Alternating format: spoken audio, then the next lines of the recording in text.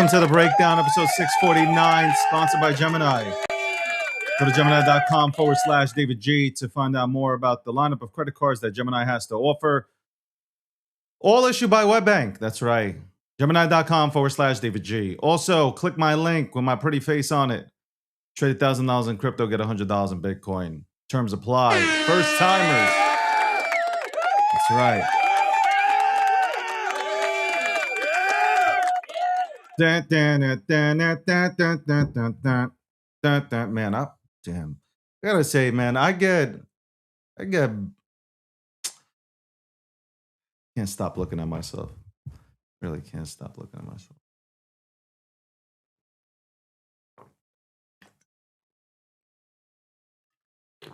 Is that unprofessional taking a drink while I'm... Anyway, hello! Hello, guys. Hello. Welcome to everybody tuning in from all different social media platforms. Damn, already I haven't even started to talk, and my live visibility restricted. Your live is not eligible for recommendations and is restricted on search results because it contains unoriginal and reproduced content. What the hell are you talking about? What the appeal? What the hell are you talking about?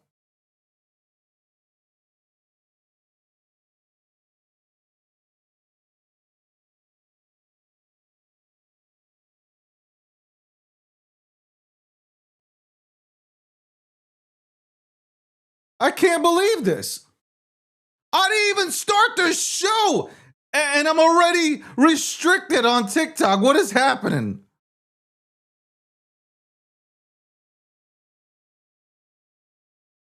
Like, this is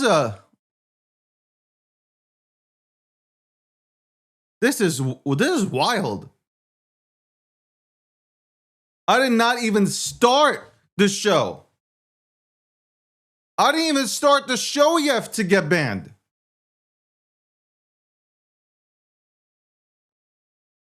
Anyway, wild. That is crazy business. That's crazy. Anyway, welcome to the show. Thank you for tuning in. I appreciate it. We're going to break down the news in a second. I have to play this. I got to start off the show with this video clip from yesterday.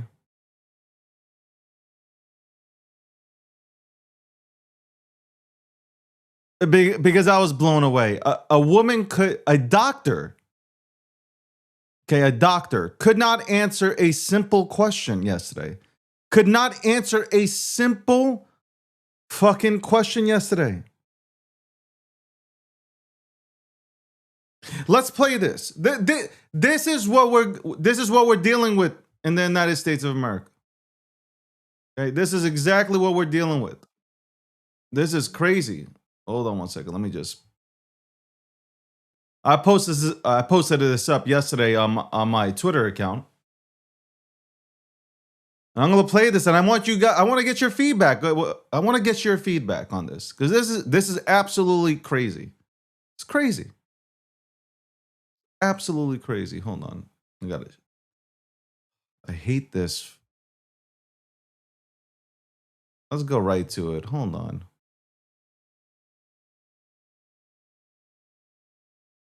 Go right to it.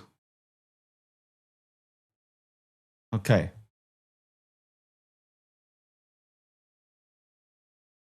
This is from yesterday's Senate meeting.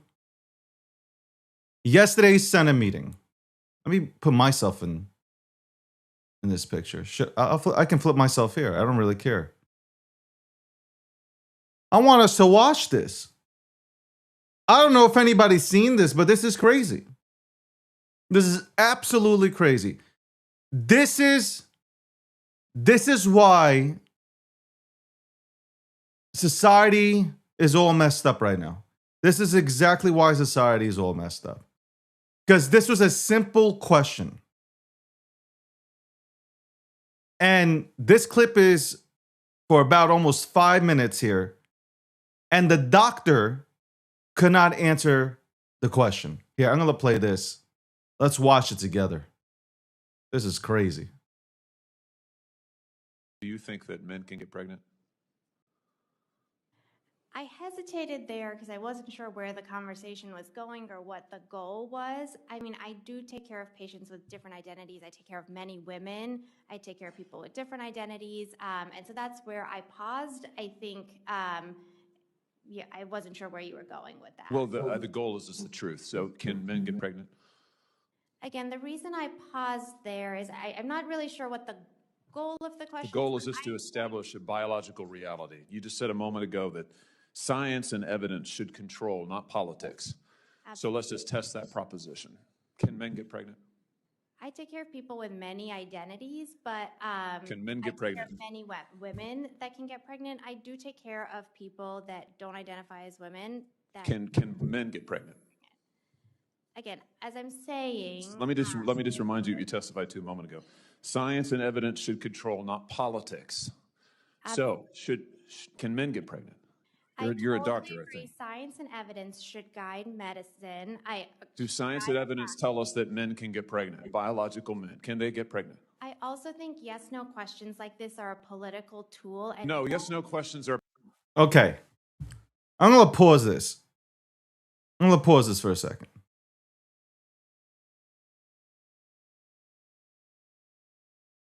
It's a very easy question to answer.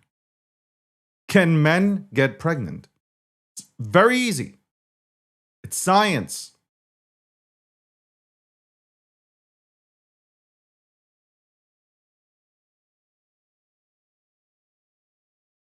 It's science.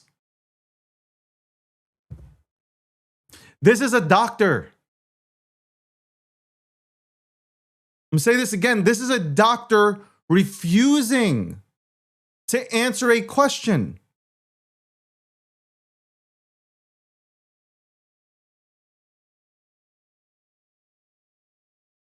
No, men can't get pregnant. Men cannot get, I cannot get pregnant. Men cannot get pregnant. And I don't know why it's so difficult just to answer that freaking question. There's nothing hateful about it. There's no bigotry. There's nothing. It's a simple question.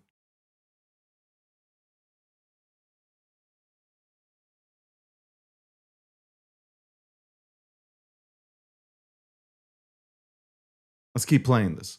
About the truth, doctor. Let's not make a mockery of this proceeding. This is about science and evidence, and I'm asking you. You know, the United States Supreme Court just heard arguments yesterday at great length on this question. This is not a hypothetical question. This is not theoretical. It affects real people in their real lives. And you're here as an expert, called by the other side as an expert, and you've been telling us that you follow, right, you're a doctor, and you follow the science and the evidence. So I just want to know, based on the science, can men get pregnant? That's a yes or no question. It really is, I think.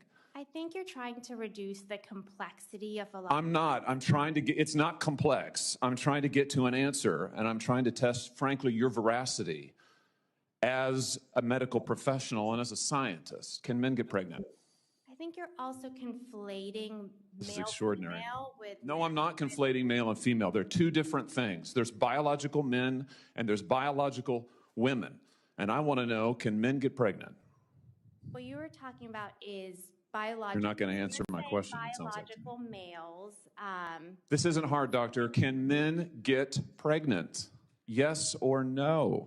Again, I would be more than happy to have a conversation with you that is not coming from a place of trying to be polarized and push. I'm not trying to be polarizing. I'm trying to ask, I think it is extraordinary that we are here in a hearing about science and about women. And for the record, it's women who get pregnant, not men.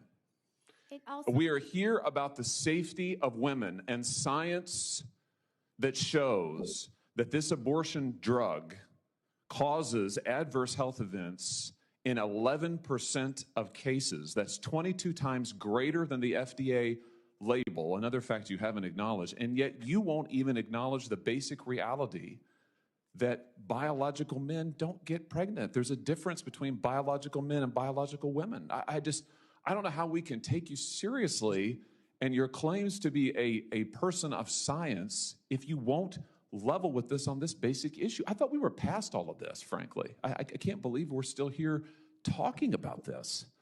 I am a person of science, and I'm also someone here who's here to represent the complex experiences of my patients, and I don't think polarized language or questions serve that goal. I don't think they serve the American people. It is not polarizing to say that there is a scientific difference between men and women, and I want this to be clear and for the record. It is not polarizing to say that women are a biological reality and should be treated and protected as such. That is not polarizing, that is truth. It is also, by the way, the United States Constitution, which offers unique protections to women in a variety of circumstances as women. And your refusal to recognize women as women and men as men is deeply corrosive to science, to public trust, and yes, to constitutional protections for women as women. And I think it's extraordinary that you would sit here and advance a political agenda that has been thoroughly discredited and rejected by the American people in this forum. And I'm glad we had this exchange because it is exceptionally clarifying. It is also in many ways quite depressing. Ladies and gentlemen, yesterday when I saw that video, when you have a doctor that is sitting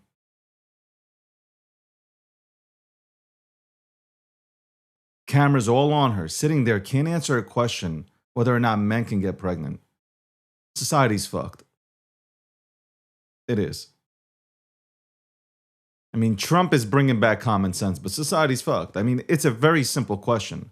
Like if they ask me, hey, David, can you get pregnant? No, I can't. Why? Because I'm a man. Can't get pregnant. Simple. Simple. And again, there's no bigotry. There's no hate. Nobody's putting anybody down. It's a normal scientific question that is being asked. Can men get pregnant? And the answer is no. It's no. No. Men can't get pregnant. That's it. Okay? There's your answer.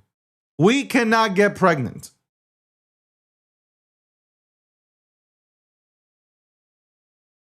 It's not a delicate question.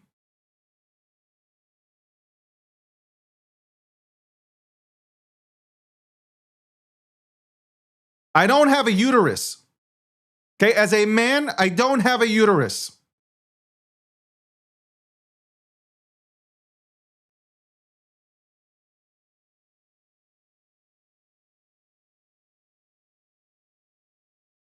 And as a man, my body is not built to survive a pregnancy. I don't know why it's so hard. Why it's so hard and why people are so scared to go ahead and talk about it. Why are we so scared to talk about common sense? It's common sense.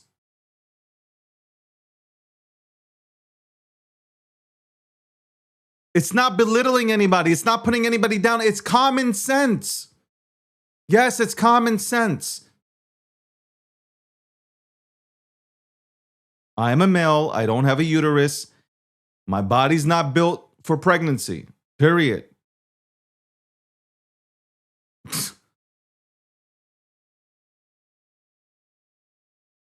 I don't know. I was blown away by this. I was blown away by this conversation yesterday.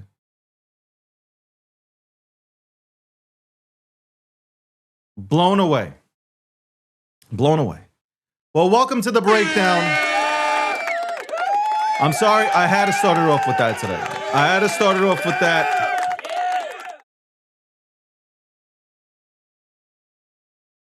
I had to start it off with that video. It was bothering me. It was bothering me because that is reality right now. Even though it's gotten a little bit better, that is reality.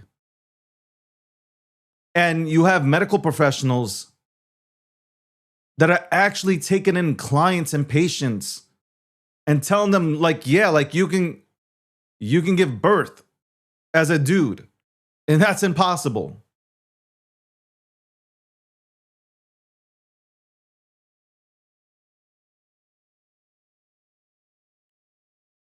On today's show, we will have Charles Hoskinson,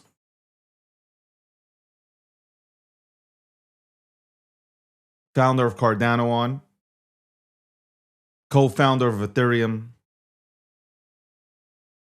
and creator of Midnight. We will have him on today.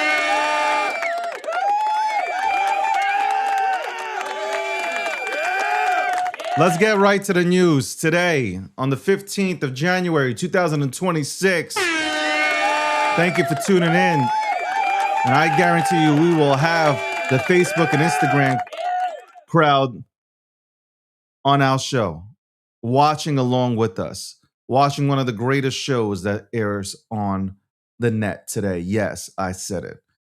Bitcoin holds 96K while ETFs keep absorbing supply.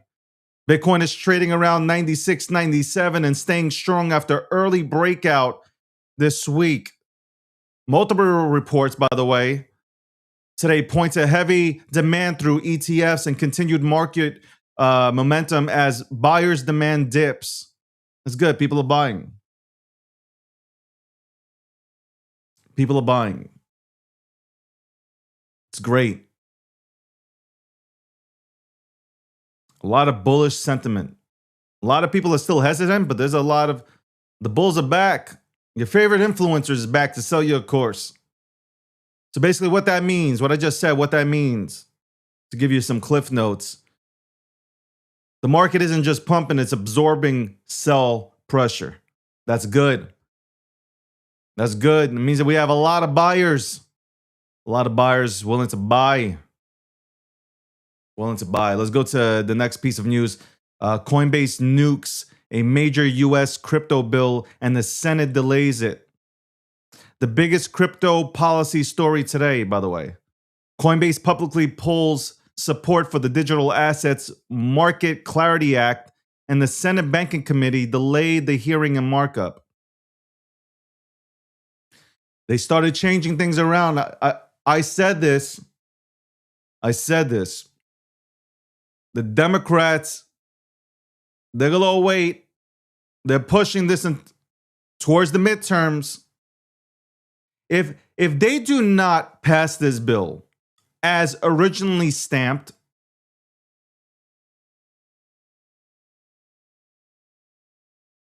this thing will not get passed until like 2028, 2029. I'm telling you.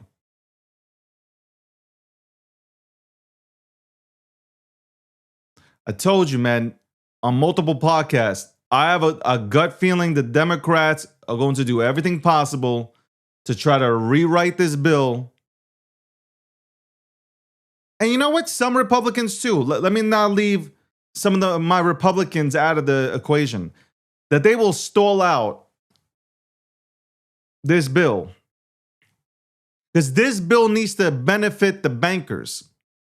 This bill needs to, they're going to make sure that this benefits their friends. The friends that slip the money under the table. They got to make sure this benefits the banking system and not the retail. Not the retail buyer.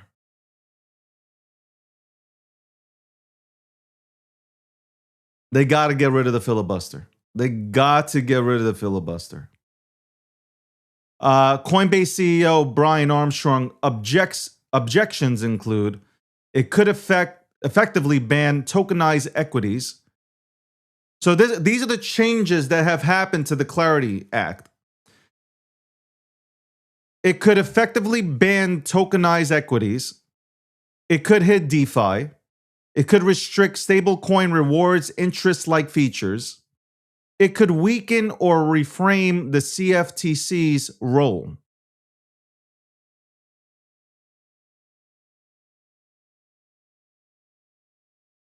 This sounds like a bill that's being created for the elites and the bankers. It doesn't sound like a bill that is being created for the people. Because the bankers, I said this yesterday, the bankers do not want DeFi. The DeFi does not work for the banking institutions.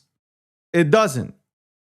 They have no benefit. These banks have been giving you 0.3% interest on the money that you hold in your savings. Okay, 0.3%, and charging you maintenance fees.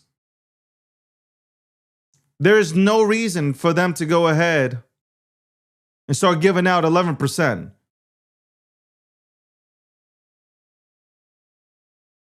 They hate DeFi. DeFi does not work for them.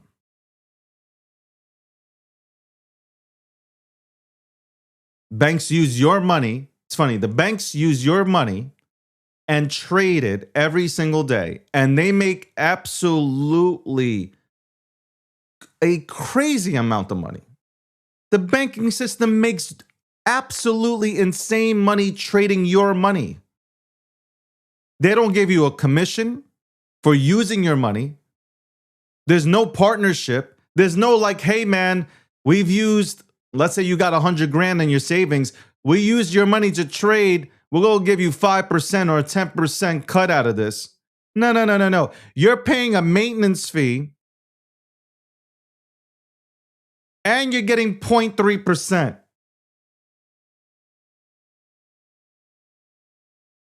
DeFi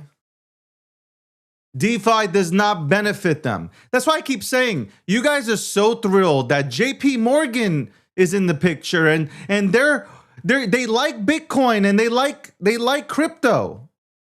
They love digital assets now. You guys are so excited. These people do not want you making any sort of profit.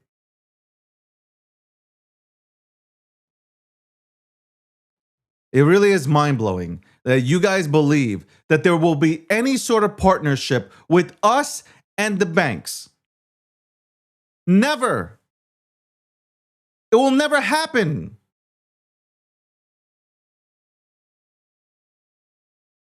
It's the reason why a lot of us escape the centralized system. Look at them. They're even out there. Whether you like Trump or not, Trump wants to put a 10% cap on credit cards for a year. And JP Morgan comes out, Jamie Dimon says it will be really bad if you do that. Like it isn't already bad for Americans that are drowning in 30% interest rate. You got people here, unbeknownst to them, just paying 30%. 30% on their credit cards. Drowning in debt. If you're making minimum payments at 30%, do you understand? You're cooked. You're paying that shit for the next 10, 15 years. Who benefits from that? The people? Oh, the people are not going to benefit from a 10%. Yes, they will. A lot of people do not need to have credit cards. I want to say this again. A lot of people do not need to have credit cards. A lot of people don't know what good debt is versus bad debt. Most people in the United States of America have bad debt. They don't have good debt. They have bad debt.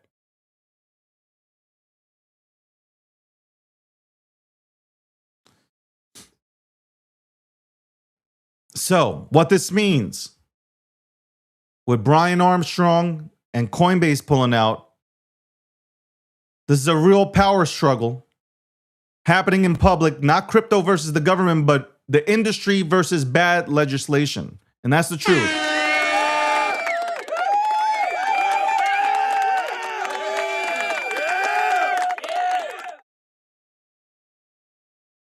But long term, the delay potentially could be constructed in a way where it's positive long term.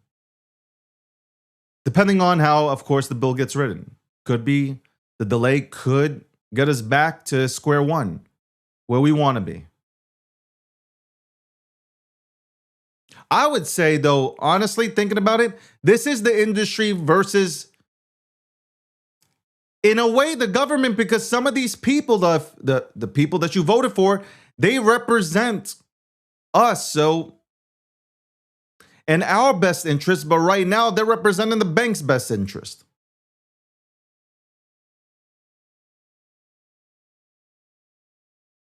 Crazy.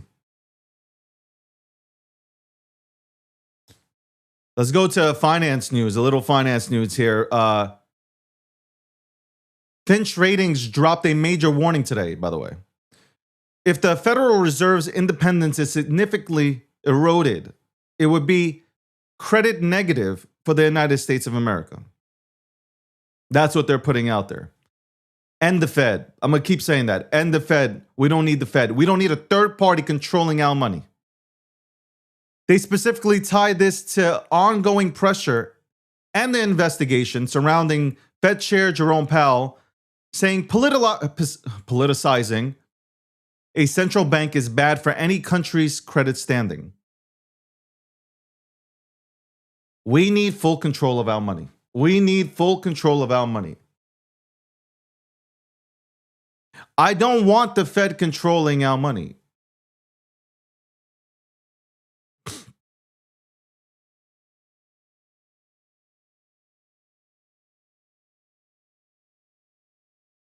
So to break it down for those who don't understand, if the market thinks the Fed is becoming a political tool, borrowing costs and confidence takes a hit. That's it. That's how they'll play it. But that's the beautiful thing about crypto. That's the beautiful thing about digital assets. It's the beautiful thing about Bitcoin. That's why we're here. That's why we're here. Bond investors are bracing for higher long-term yields. Reuters analysts today say bond investors are increasingly worried this situation could push long-term yields higher, which makes affordability worse across housing and borrowing.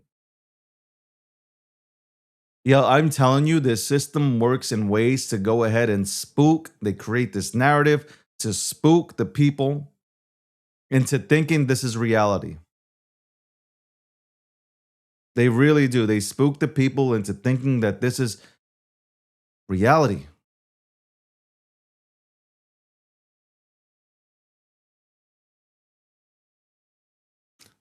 Let's touch on some political news. Trump says he has no plan to fire Powell. This goes back and forth. I got to tell you, Trump plays chess out here, man. Trump told Reuters he has no plans to fire Fed Chair Jerome Powell, even with the investigation happening. Trump can't stand this guy. And he put him in, Trump put him into his current position, but Trump was also surrounded by horrible people his first tenure as the 45th. So his first administration was absolutely horrific. He had the wrong people around him. I don't believe he has the wrong people around him this time. And you're seeing it. He has the right people around him this time. And look at the economy. Look at the economy. That's all you got to do is look at the economy. We are in a much better place today than we were 4 years ago. Or I should say 5 years ago. We are in a much better place than we were when Biden and his administration was in office. And you guys know that. You guys know, especially the Democrats that are watching right now, you know that we were in a horrific place with Biden, and we're in a much better place today. This matter, by the way, let me finish this up. This matters because the market has been freaking out about the Fed independence narrative. This is basically an attempt to cool it down. I don't think the market has been reacting badly to trying to get rid of the Fed chair. At least I haven't seen it, but I could be wrong, I guess. But the bigger point is the story is now global. The ratings agencies are reacting. Okay. Okay, I guess. Iran tariff threat still hanging over global trade. The 25% tariff on countries doing business with Iran threat remains a major headline with potential inflation trade consequences. You know, I love how all these liberal agencies, media news outlets, they automatically push the inflation narrative, even though they know that under Trump, inflation has gone down.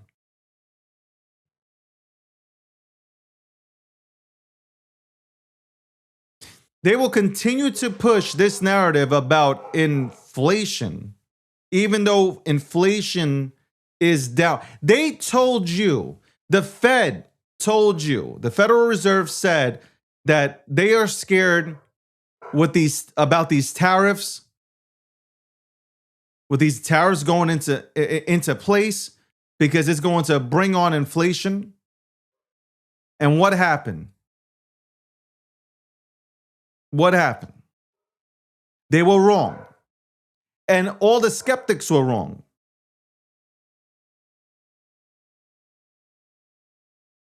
Short term, it's painful. Long term, it helps America.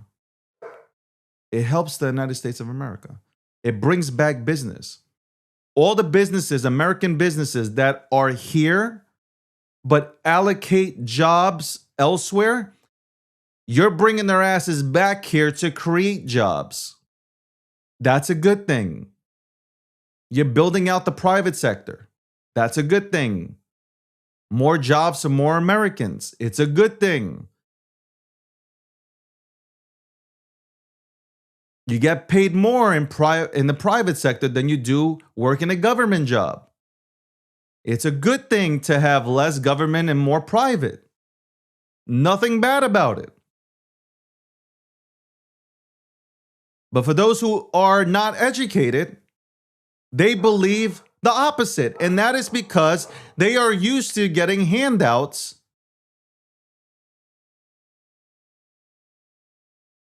Like seriously, they are used to, the people that don't get it, they're used to just getting handouts from the government.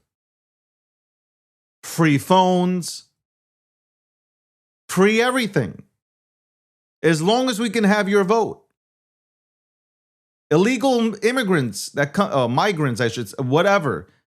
Illegals that come to this country, they get free everything. You're working though. You know, the wildest thing to me is that with all the protesting, you are defending illegals in this country that are literally eating away at your money. And also, you would not take one, for the people that say, oh yeah, illegals should be here. Illegal immigrants should be here. Illegal migrants should be here. Now, one of you guys will provide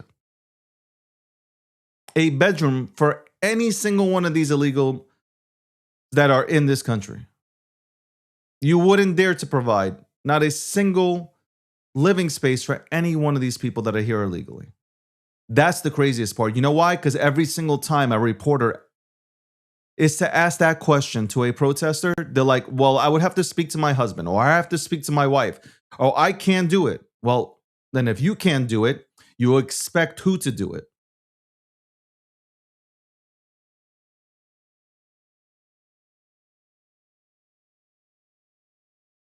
Somebody on TikTok just said, might happen, maybe a good-looking baddie, and they might think about taking in an illegal. Welcome to the breakdown, episode 649.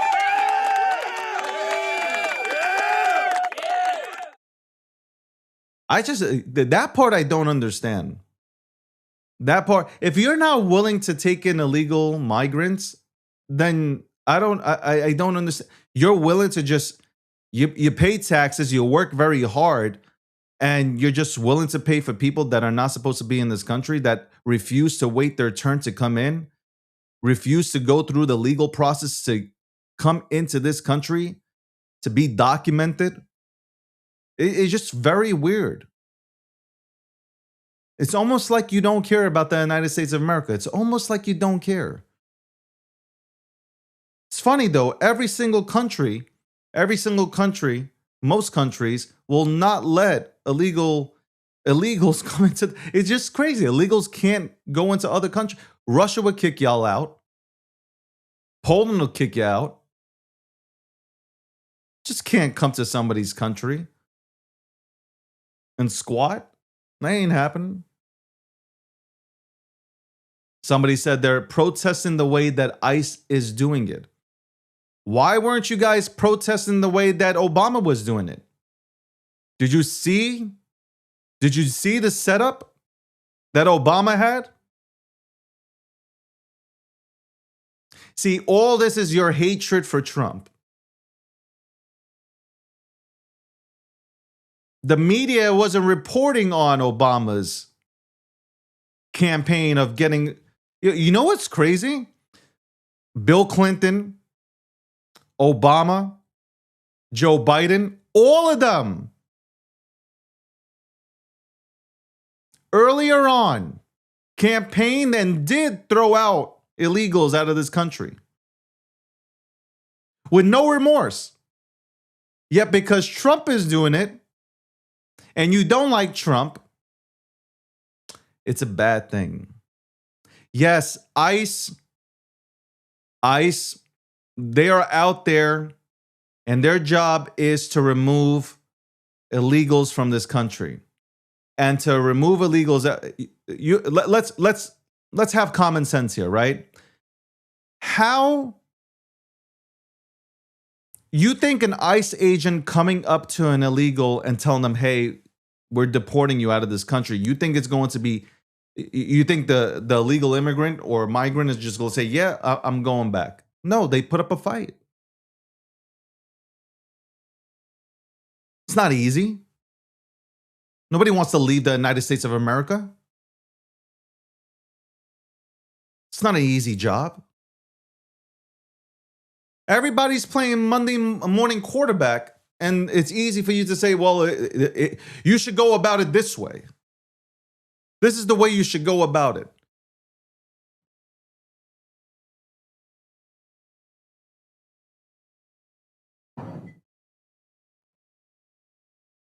Think about what you're saying when you guys talk about this.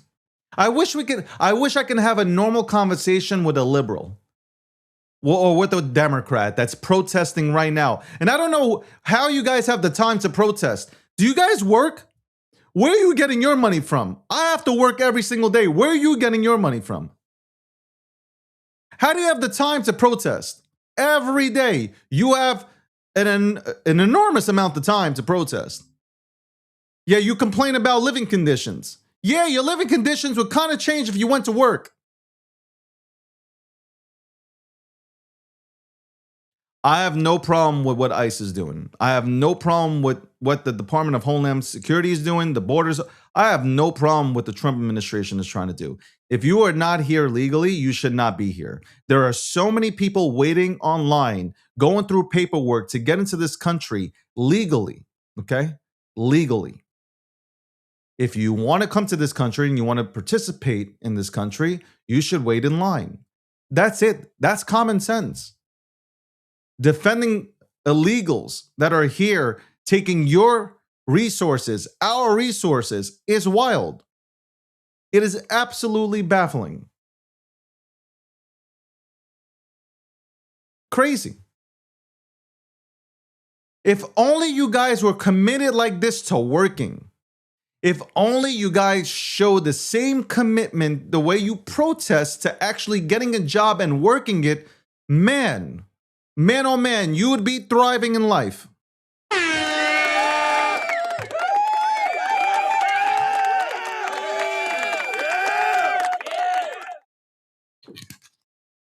Welcome to the breakdown. Episode 649 at 1:15 p.m. Eastern Standard Time. We will have my good friend Charles on here. We'll discuss the market, politics. I don't know. We'll get into a topic. We always get into a topic, and we have a good time doing it. In terms of talking about random things that are trending right now. That's right. All right. Crypto markets looking good. The financial markets in general looking good. Trump apparently was going to attack, or at least the military was going to attack Iran, and Trump called it off last second. Now, what I think happened there was, I don't think Trump was showing mercy. I think the United States of America wanted to see what Iran would do. So I think the United States played it beautifully. Iran showed their cards. The United States obviously knows exactly what they're prepared to do.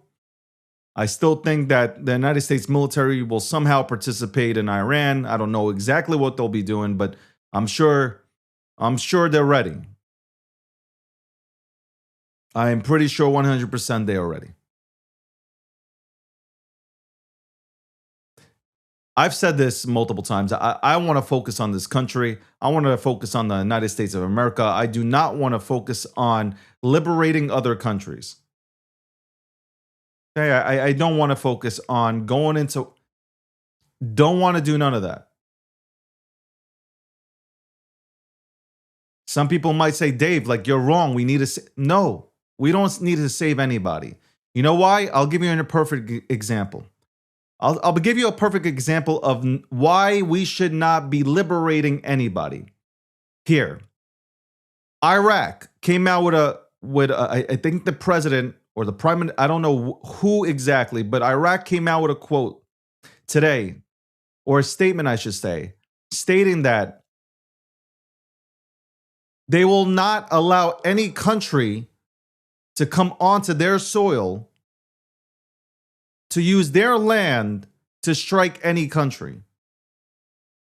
We liberated Iraq, right? All the talk about we liberated them, and we know that they never had weapons of mass destruction, but we liberated the Iraqi people, and they were so happy. They were chanting, USA, USA.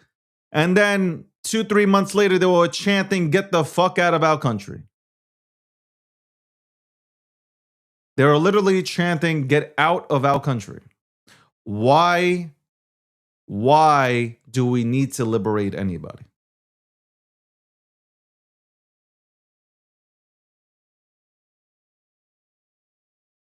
It's the truth. Nobody appreciates it anyway. Seriously, nobody appreciates being liberated by the United States anyway. We need to focus on Americans. I keep saying this. We need to focus on this country.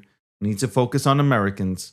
We need I say this all the time, and I mean it. We need to honor our veterans. And we have a president that loves the military and does a lot to honor the vets. But we need, obviously, it's all branches. We need to provide our veterans who have lost limbs, who have served, given their bodies up for this country. We need to provide them with better healthcare, jobs that pay well, because there are way too many veterans that are homeless right now. We need to provide them with really good mental healthcare. Really, the mental part. Because a lot of veterans come back and they're mentally not there. We need to make sure we provide the right coverage for them. 100%. We need to take care of our homeless, right? We have a lot of homeless people here that did not want to become homeless. Like, most homeless people did not dream about one day living on the streets. Situations happen to where they're now living in,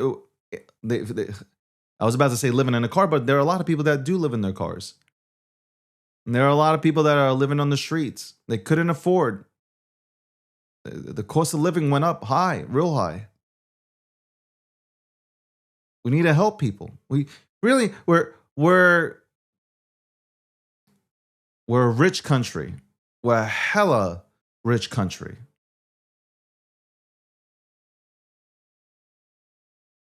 We need to do a better job.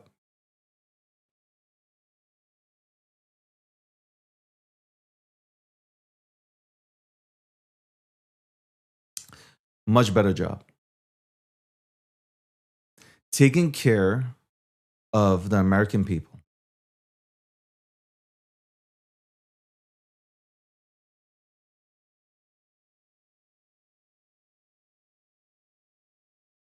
Nothing wrong with that. Nothing wrong with what I just said. Taking care of the American people that are here. Fixing our roads, infrastructure. These are the things we need to be focused on.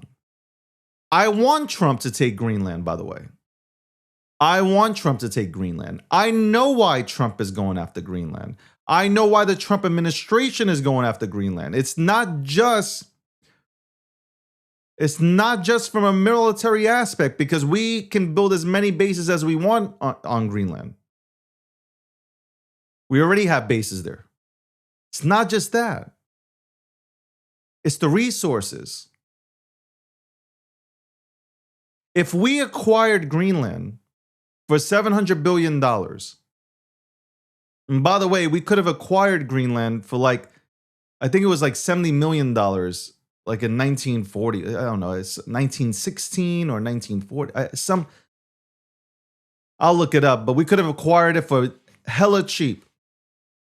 We chose not to. We went with I guess we wanted some islands, so we went with which is now the U.S. Virgin Islands.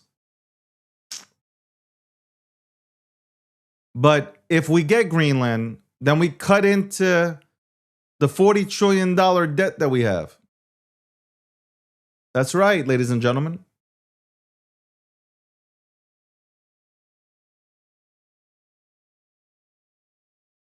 We can cut in to the debt that we have here in the United States of America. And that's what the Trump administration's really looking at.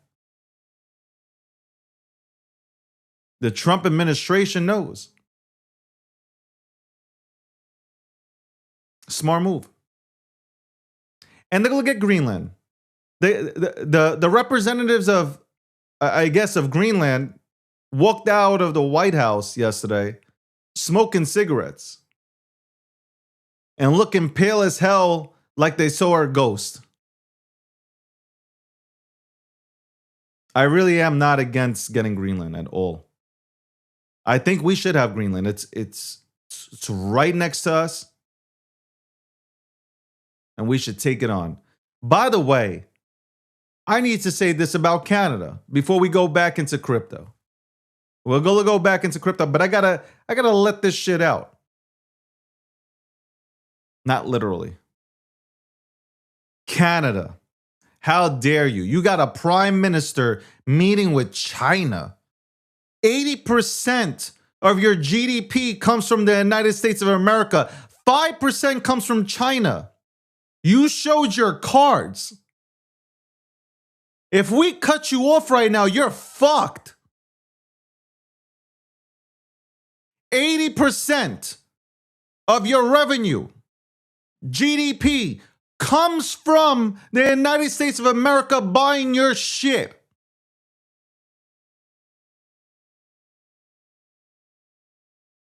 And you're out there, instead of trying to make a deal with the United States of America that would also help your people, you're out there hugging it up with a communist country? That just shows you the state of Canada. 5%. China has contributed 5% towards Canada's GDP.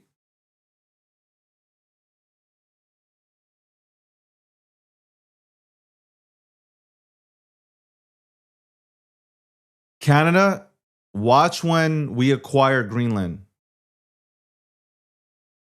We already have what? How much oil reserve do we have now?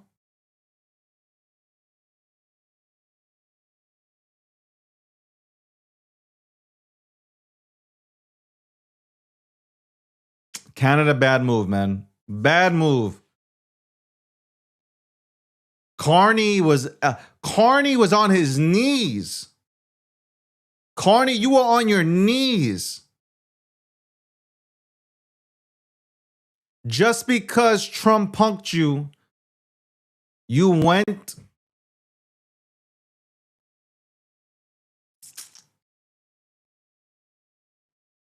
Unreal.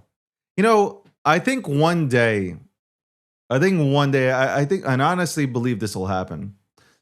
I think Canada will be a part of the United States of America. And I think the Canadians would love that. And again, I'm not a big fan of this. I just want to say real quick, I'm not a fan of acquiring Canada because then the liberals come along with that. So I don't want the liberals. You know, imagine these liberals can go ahead and vote. It would be crazy.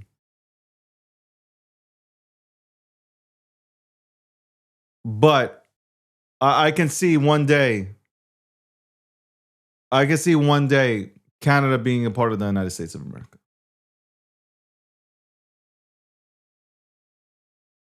Welcome to the breakdown, episode 649. It is 12:54 p.m. Eastern Standard Time. That's really all the news today, Ren. Really, it is all the news. By the way, I do agree with you. Alberta is really the only part of Canada that makes money. I think Alberta makes up, what is it, like 60 to 70%? Maybe even more of the GDP in Canada. I think that's the number. I think Alberta, I think they make up anywhere from 60 to 80% of the GDP in Canada. I believe that to be the case. So we could just make a deal to get Alberta. I wouldn't mind getting Vancouver too. British Columbia, Alberta, we get them. That's it. We don't need it. Fine. And you guys can go ahead and keep everything else. Nobody needs the 6. You can keep Toronto. You can keep Winnipeg, Montreal, Ottawa, Quebec.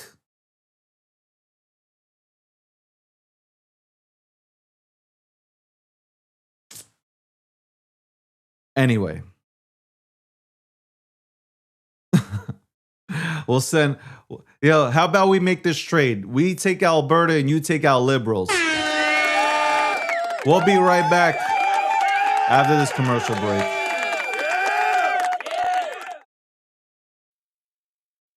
And this episode is sponsored by Gemini. Go to Gemini.com/David G for more, or to learn more about the lineup of credit cards that Gemini has to offer. We'll be back in 60 seconds.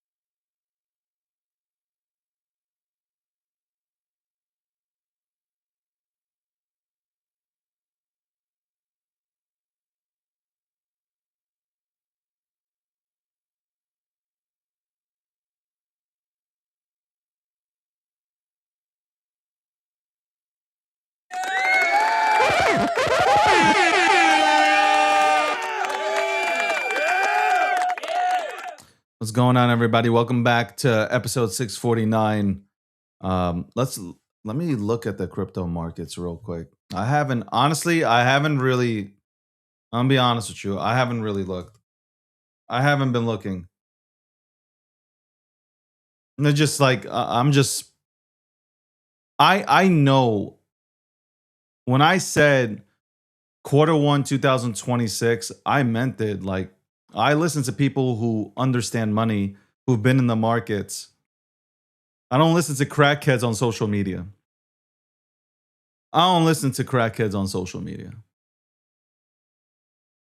If you listen to a random crackhead on social media, you deserve to be broke. Bitcoin is at 96,544. Ethereum's at 3,300. BNB is at 937.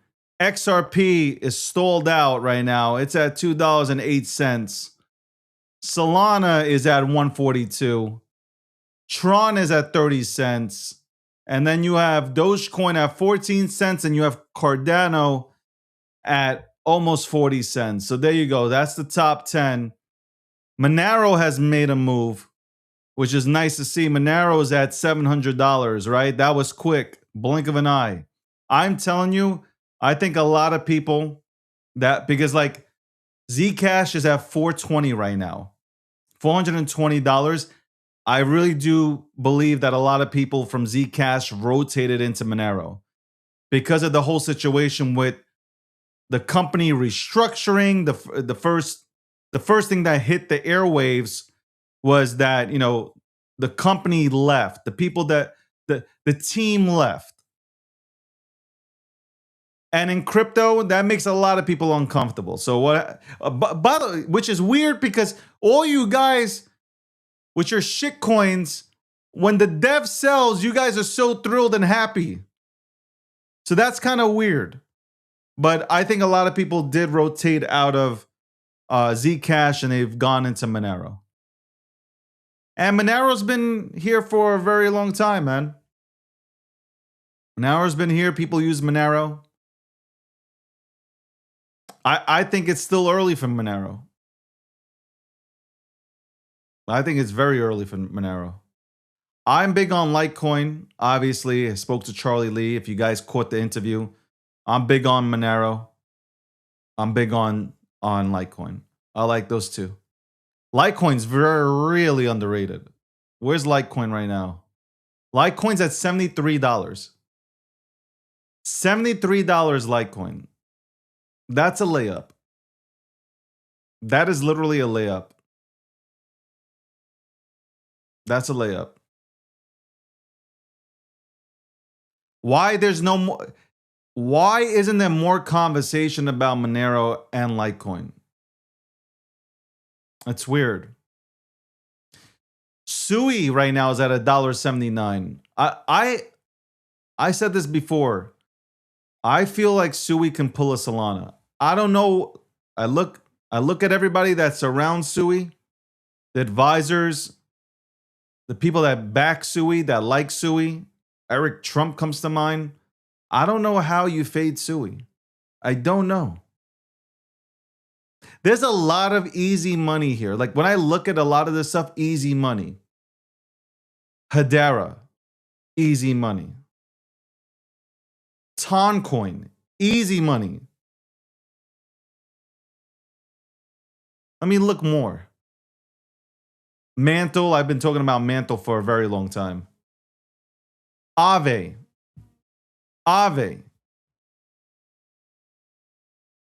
Not enough conversations about Aave. Not enough conversations about Aave. Aave is going to do fantastic numbers. Near Protocol at $1.72. My God. There is so much stuff out here that is just like, it is a layup. If you get into this stuff, like my thing is here. If you get into any of these things,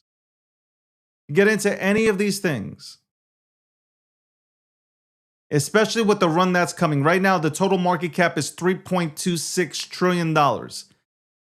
with the money, the liquidity that is going to come into these markets, you don't have a lot of time. I'm telling you, I want you to replay my shows. Go back 6 months, go back 12 months. Listen to what I said. Just listen. Give it a listen. I'm telling you right now, you don't got a lot of time. Front run the institutions, front run the banks. They are going to be pouring in massive liquidity into these markets. Get in front of them. Get in front of them. Become a multimillionaire. Get in front of them.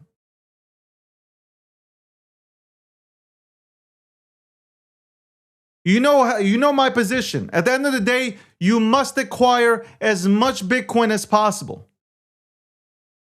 You have to. Get as much Bitcoin as possible. But front run these plays right now.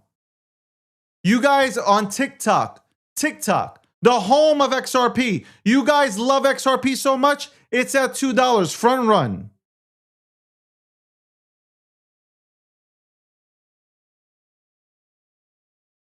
You love the ISOs? You think you missed XRP? Then why don't you look at XLM, Algo, XDC? Start looking at them. Hedera, start making your way over there then. If you feel like you miss XRP, which is weird. If you feel like you missed out, go ahead and look there.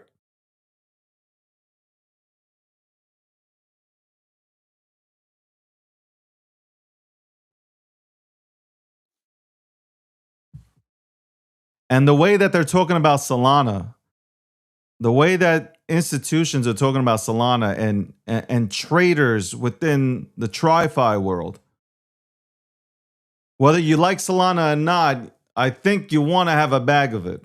I'm just saying. This is not a, here's the problem in crypto. People start becoming sports fans. And I've said this for years. It's become a sporting event where you guys start picking teams. And you're like, no, I don't like that token. Why don't you like that token? Because I've already made my decision. I'm with this token. That's stupid. If you know something's going to run up, even if you don't like it, why don't you make profit on it and then take the profit and put it into the thing that you're a diehard fan of?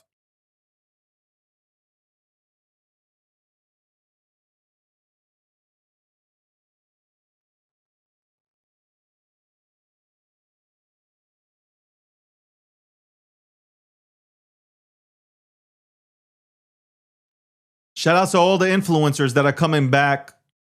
Shout out to all the influencers that are coming back. All the influencers are coming back into the market. They're out there posting on the timelines.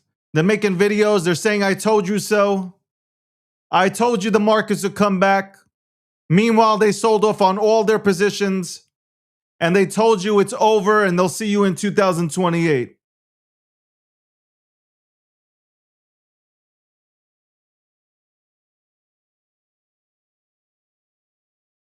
Truth. I've seen so many names come back, and these are the same names that said, hey, it's over. The markets are not coming back. It's over. It's done. And now they're coming back. You know why? Because they're going to use you for exit liquidity.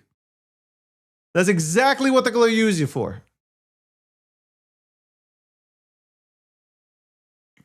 They're going to use you for exit liquidity. Now, I said this yesterday, and I've said this a lot. When I look at KOLs, if you even, I don't even know why you use the terminology KOLs. Key opinion leaders of what? Nobody's seeking them out for an opinion.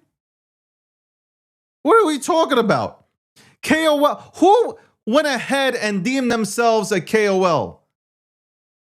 Nobody's seeking out any of these crackheads for an opinion or for leadership. Unless you want them to lead you off of a fucking cliff. Now, at the end of the day, I do watch influencers out here for only one reason. It gives me a good read on what's happening in the markets. It gives me a good read on whether I should go into something and whether I should stay out of something. That's the only thing they do for me personally. For others, hey, you're a fan. You're a fan. You guys look at this as a sporting event. You don't see the bigger picture. You look at this as a sporting event, and don't cry when you follow somebody in and you get destroyed. Just don't cry about it. I don't like to put, like, at the end of the day, though, I don't want to put all the blame on influencers either.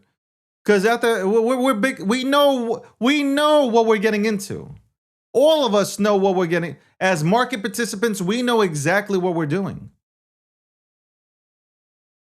We just need somebody to blame when we lose. Not me, but you. You need somebody to blame when you round trip. You need somebody to blame when you lose and you get into some dog shit of a token and you lose. You need somebody to point your finger at. Because most of these things eventually will go down. I sometimes laugh because, like, I can't believe I'm giving influencers a credit, but sometimes an influencer might get something right and the shit goes 100x, but then eventually it's going to go down. And you blame them, knowing that that is how the ecosystem works. Most 90% of these things will not survive. Will not survive.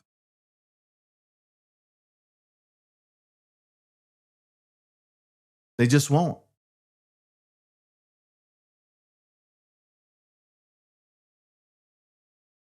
Welcome to the breakdown, episode 649.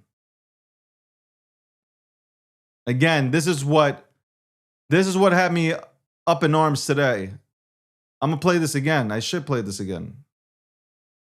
I'm gonna play this again.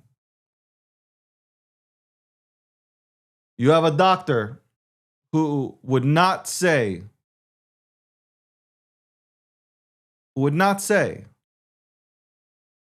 Let's watch it again. You had a doctor who would not give an answer on a question, a very simple question, which was, can men get pregnant? Here you go. I'm going to run this without interrupting. Do you think that men can get pregnant?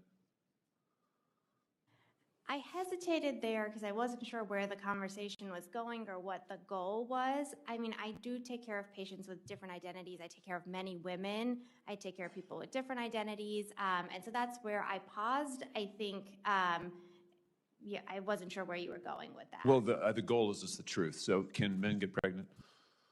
Again, the reason I paused there is I'm not really sure what the goal of the question The goal is just to establish a biological reality. You just said a moment ago that science and evidence should control, not politics. Absolutely. So let's just test that proposition. Can men get pregnant? I take care of people with many identities, but can men get pregnant? There are many women that can get pregnant. I do take care of people that don't identify as women. Can men get pregnant? Again, as I'm saying, let me just remind you what you testified to a moment ago. Science and evidence should control, not politics. Absolutely. So can men get pregnant? You're a doctor, agree. I think. Science and evidence should guide medicine. Do science and evidence tell us that men can get pregnant? Biological men, can they get pregnant? I also think yes/no questions like this are a political tool. And no, yes/no questions are about the truth, doctor. Let's not make a mockery of this proceeding. This is about science and evidence, and I'm asking you. You know, the United States Supreme Court just heard arguments yesterday at great length on this question. This is not a hypothetical question. This is not theoretical. It affects real people in their real lives. And you're here as an expert, called by the other side as an expert. And you've been telling us that you follow, right, you're a doctor, and you follow the science and the evidence. So I just want to know, based on the science, can men get pregnant? That's a yes or no question. It really is, I think. I think you're trying to reduce the complexity of a lot. I'm not. I'm trying. I think the answer is no. I think the answer is no. You're a doctor. No. I can't get pregnant. I don't have a uterus. My body's not built to get pregnant. The answer is no, no, no, no. It's no. Holy shit. Listening to that shit yesterday had me up the wall. I didn't even care about crypto.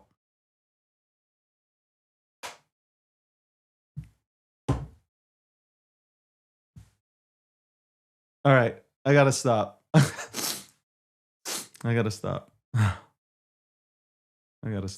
Anyway, welcome back to the breakdown, episode 649. We are joined by my good friend here, Charles. Charles, what's going on? How's everything going? I was just watching that backstage, David. I'm just like, man, what year are we living in? We can't even answer a question. No, men can't get pregnant. This is not a hard fucking question. Jesus Christ. Charles, I'm watching this entire thing. They directed a question towards the lawyer that was sitting, and they asked the whole panel, and they're like, no. And here's the doctor who corrected the senators, saying, please address me as doctor. She can't. It's driving me nuts. No, we can't get pregnant. We're men. We can't get pregnant. It's scientifically proven we cannot get pregnant.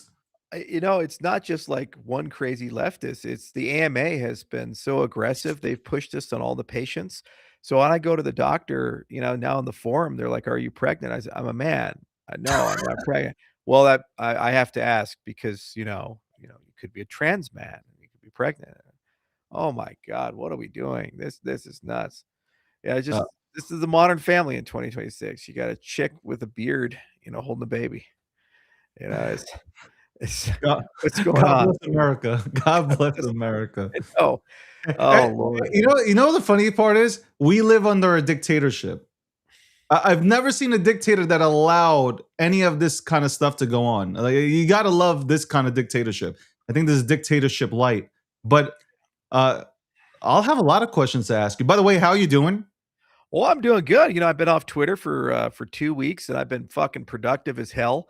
I've written probably about 30,000, 40,000 lines of code. I've gotten old projects out. Like I bought a video game years ago that I ever tell you this story about Legends of Valor? It's a crazy. No. It shows you that I'm autistic. I'm like crazy autistic. I'm like a high functioning autist. So when I was a little kid, there was a game that came out. It was called Legends of Valor. It was the first CRPG open world game, and actually Todd Howard played it. And it was the inspiration for the Elder Scrolls. So if you ever played Skyrim or any of these other things, that's where that came from. So anyway, I played the fuck out of that game when I was a kid. It was an old DOS game, and I tried to win it, and I couldn't win it. And I kept trying to win it and all this other stuff. And I even had the map, and I like detailing everything. I looked like a conspiracy theorist with the red threads and all that stuff. Like, I'm going to win this game. So then eBay came out, and I bought over eBay. My brother bought over eBay the clue book and gave it to me as a gift. So I feverishly looked through it. I was like, I finally can know how this game, it has a victory. And then it turns out they ran out of money. They never finished the game. And I was like, you've got to be kidding me. I spent 10 years of my life trying to win this fucking game, and there's no ending because they didn't finish it. So when I got rich, I actually bought the intellectual property of the fucking game. So I own the game now. Legends of Valor belongs to me. So it was always like a side project of mine that I got to finish the game. And so now that I'm off Twitter, I have all this extra time. So now I'm using a tool from the NSA called Ghidra, and I'm systematically disassembling the code of Legends of Valor to rebuild the source code so that I can redeploy it for modern PCs and then actually put an ending inside the fucking game. So it's become this long circuitous quest where first I'm doing like hacker shit, disassembling code with NSA tools. And now I'm like, well, I need an emulated environment because that's static analysis. So I need a runtime environment. So then I got DOSBox, which is like a DOS emulator for Windows, and you can run these old games on it, but it's a piece of shit, because it's like 20 years old and 100 people have contributed to it, the spaghetti code. So actually I just launched a repo yesterday, and I've been rewriting all the code of DOSBox. There's 903,000 lines of code inside of this, and I'm updating and modernizing all of it to C++ 23 and these things. And so I'm almost done with that. I built an agentic thing so I can connect LLMs to play the DOS game to pull from memory so that I can rebuild all the stores. So this has just become like, this is my autism for like 30 fucking years. I've wanted to like win this game. So now I'm literally rebuilding a DOS emulator. I bought the intellectual property of the game. I'm handwriting the parts of the code and all this other stuff. And Yeah, it's just my side project. I was up till 3:00 in the morning working on this goddamn thing. That is wild. You know what? Because I wanted to ask you. Like, I seen somebody told me somebody DMs me and says, "What happens to Charles?" I'm like, what are you talking about? They're like, he said farewell.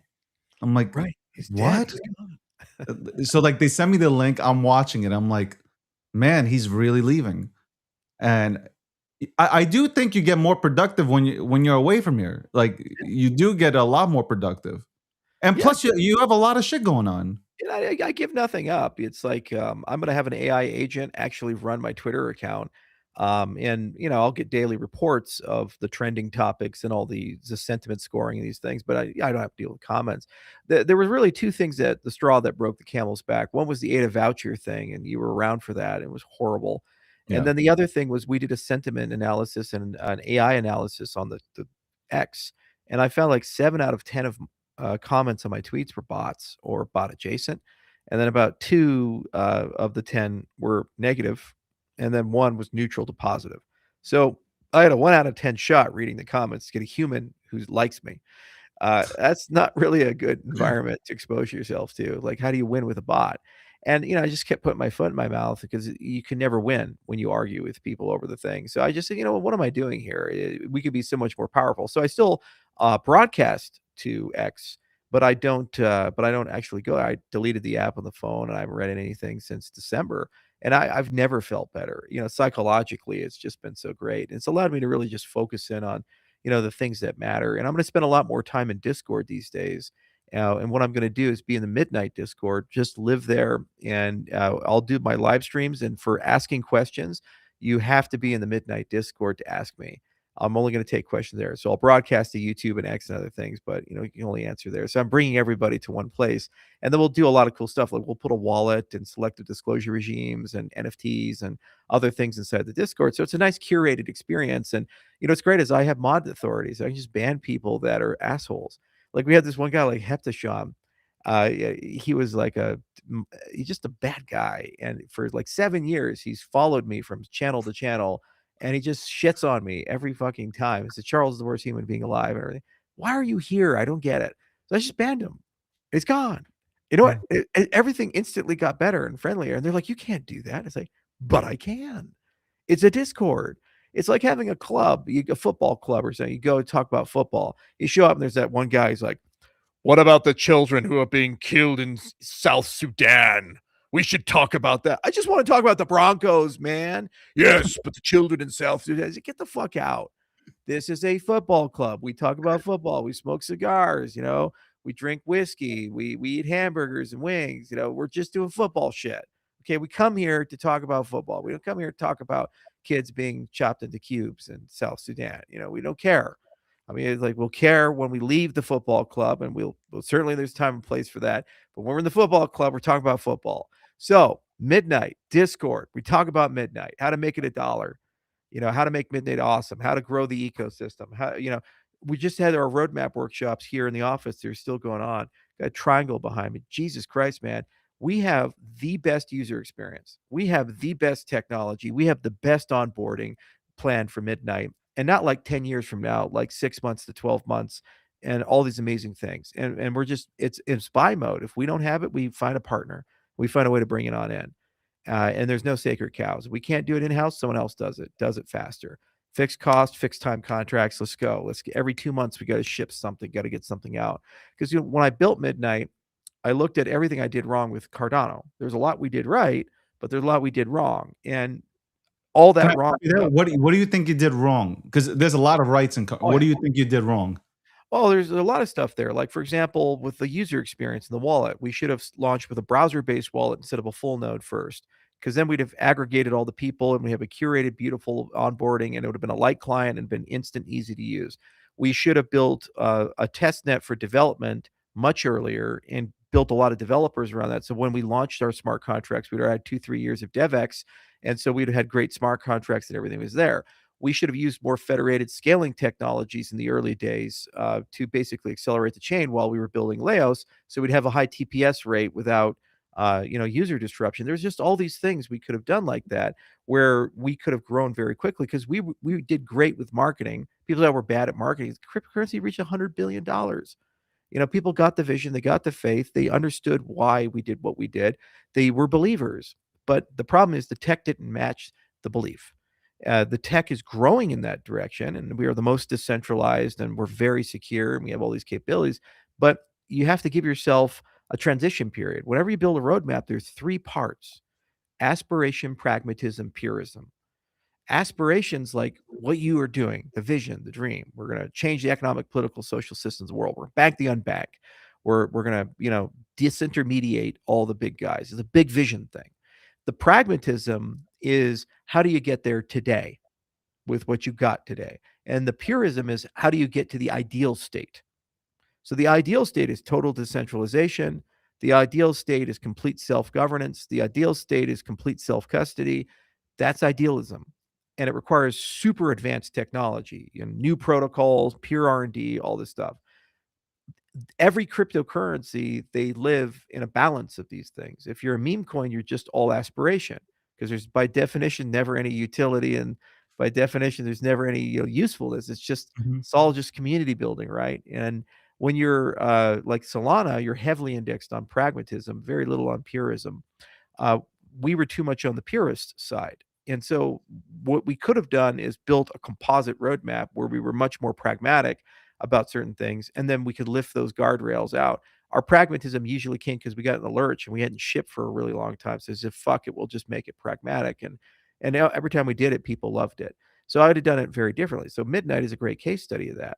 We have a ton of pragmatism. We're built on Parity substrate, not the Cardano code base. But when we took the good stuff from Cardano, moved it over, we're now adding more layers to that code base from different ecosystems. So I think we have technology from Near, Aptos, Zcash, and like 4 or 5 other cryptocurrencies in addition to the Cardano tech that's going into the substrate repo. We have very agile teams, demo-driven development. So every 2 to 4 weeks, we do a demo and showcase a feature.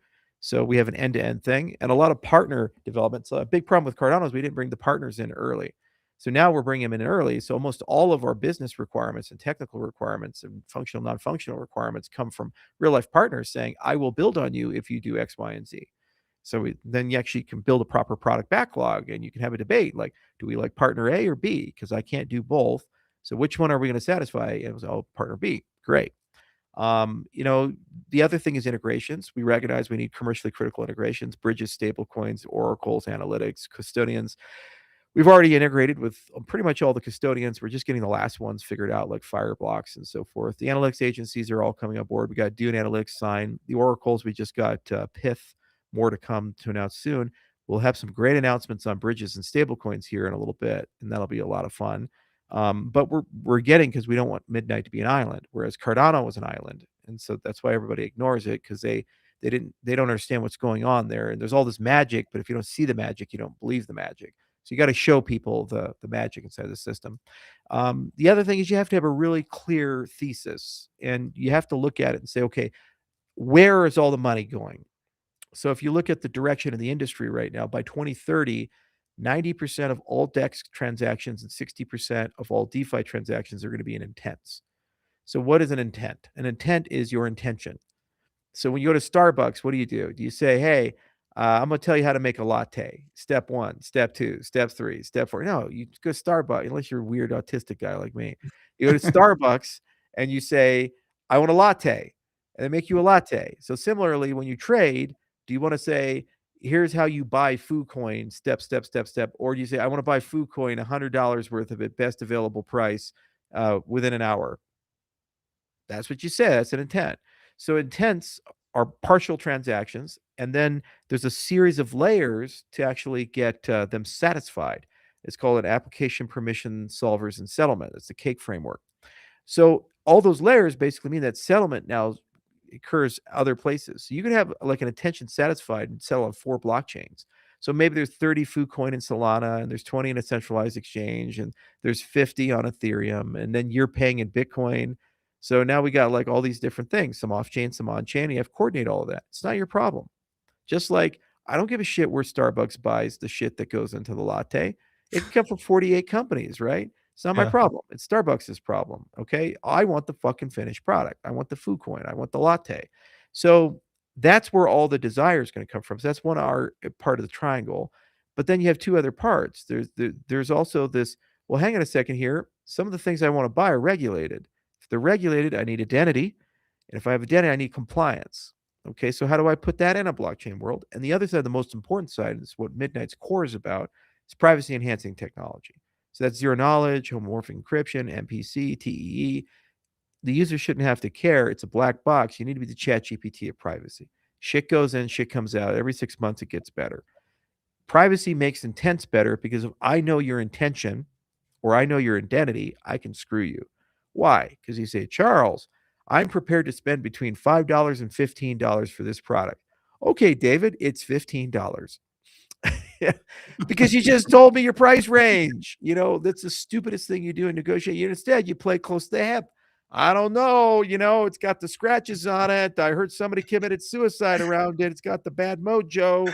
A friend of mine bought this the other day for $3. I don't know. That seems rich. That's a little rich to me. You play it, right? You don't tell your intentions. Well, if your intentions are publicly known, the solvers can screw you in the system. So it's just like MEV. So privacy with intentions, that's the end game. And that's $1.5 trillion of transactions. And that's 1 billion users by 2030. Whoever wins that fight. Midnight, I think, is the best suited for it. We can talk to 33 blockchains once we're all good and done with the first phase of the roadmap. The onboarding experience is insanely good. You don't even need a wallet to use Midnight. You just tap it with your phone, use your fingerprint and PIN code, instantly create it, instantly restore your dApps, whatever. And actually, with the 2-token model, you don't even need a token necessarily to use Midnight. In some cases, you have free apps. And so you don't have to, it's a Web 2 onboarding like Google has and Facebook has. We came to play, man. We were very intellectually honest about what we did wrong and what we need to do. And we're just going to go and get her done. I think people, they get into this mindset, like just because they did it this old way for a long time means that they're stuck in that old way and they can never do a new way. If you're a real entrepreneur, you're always reinventing yourself. You're always, reimagining, and you're always asking, okay, well, how do we do things differently? And, it's a new generation. We're moving from the third to the fourth, and it's all about abstraction and compliance and privacy. So let's just go get that done. And what's cool is actually, because of intents, the winners and losers are all getting shaked up. The snow globe has been shooken up because settlement's going to move. So all the people who are currently getting the transaction volume of these things, well, the solvers are now going to decide that, not the original chains. So all the liquidity is going to move and all the users are going to move because the users don't give a shit what the back end is. You say, I want to buy food coin. I don't care if I'm buying that on 5 blockchains or 1 blockchain. I care about the price and time of settlement and the safety. That's what I care about. Okay. Just like I don't care if Starbucks is using company A for the milk that goes in the latte or company B. It's not my problem. It's Starbucks' problem. I just care about the taste and I care about the price. And I care that you can make it in 2 minutes and it doesn't take 30 fucking minutes to make my latte, right? That's what I care about. So that's the intention side of it. So it shakes everything up. And it's cool because it gives us an opportunity to be very competitive and win. And the distribution model is really helpful because everybody's got a little night now. It's on all these different chains and, it's not just a Cardano thing. And the exchanges are playing along, and Coinbase just launched, Midnight perpetuals. And I think, that will grow, and spot listing is coming with a lot of different platforms. And we're just getting wired in, and then we get the commercially critical integrations done, the bridges, the stable coins, the oracles, these other things. Those are all come a few months, so once these things are wired in, it's like we can talk to everybody, and we already have the pre-existing technology to interact with 33 chains. So I'm pretty happy about that too. I feel like this, I feel like this is moving faster and respectfully better than Cardano. Oh, much faster. And I hold Cardano. I love Cardano, but like I feel like this is. You said that an entrepreneur needs to reinvent themselves. Right. I know that. Like as an entrepreneur, you consistently need to reinvent yourself. I can see it. Like I've talked to you so many times. I can see the passion here, and that's why I said, like, what do you think you did wrong with Cardano? I can see you learned from that, and now you're applying a totally different strategy to Midnight. Like, Yeah. I can see it. It's totally different. And, I'm ruthless in this. If people don't meet their demos, I just fire them. I don't let people linger for a year or 2 years. And we always ask, how do we speed things up? How do we make things better? And who's the rock star? We're so attentive too. Like we were looking at a particular piece of infrastructure, and I was like, gosh, we need this. And somebody's like, oh yeah, I knew we needed it. So I proactively looked around, and there's this new open source project that's only been around for 3 months. And I already talked to the maintainers of it, and they apparently built 70% of what we needed. And I think we can poach this guy over here because they're doing a token sale, but they're a bunch of chodes. So, so we could take it. It was like, all right.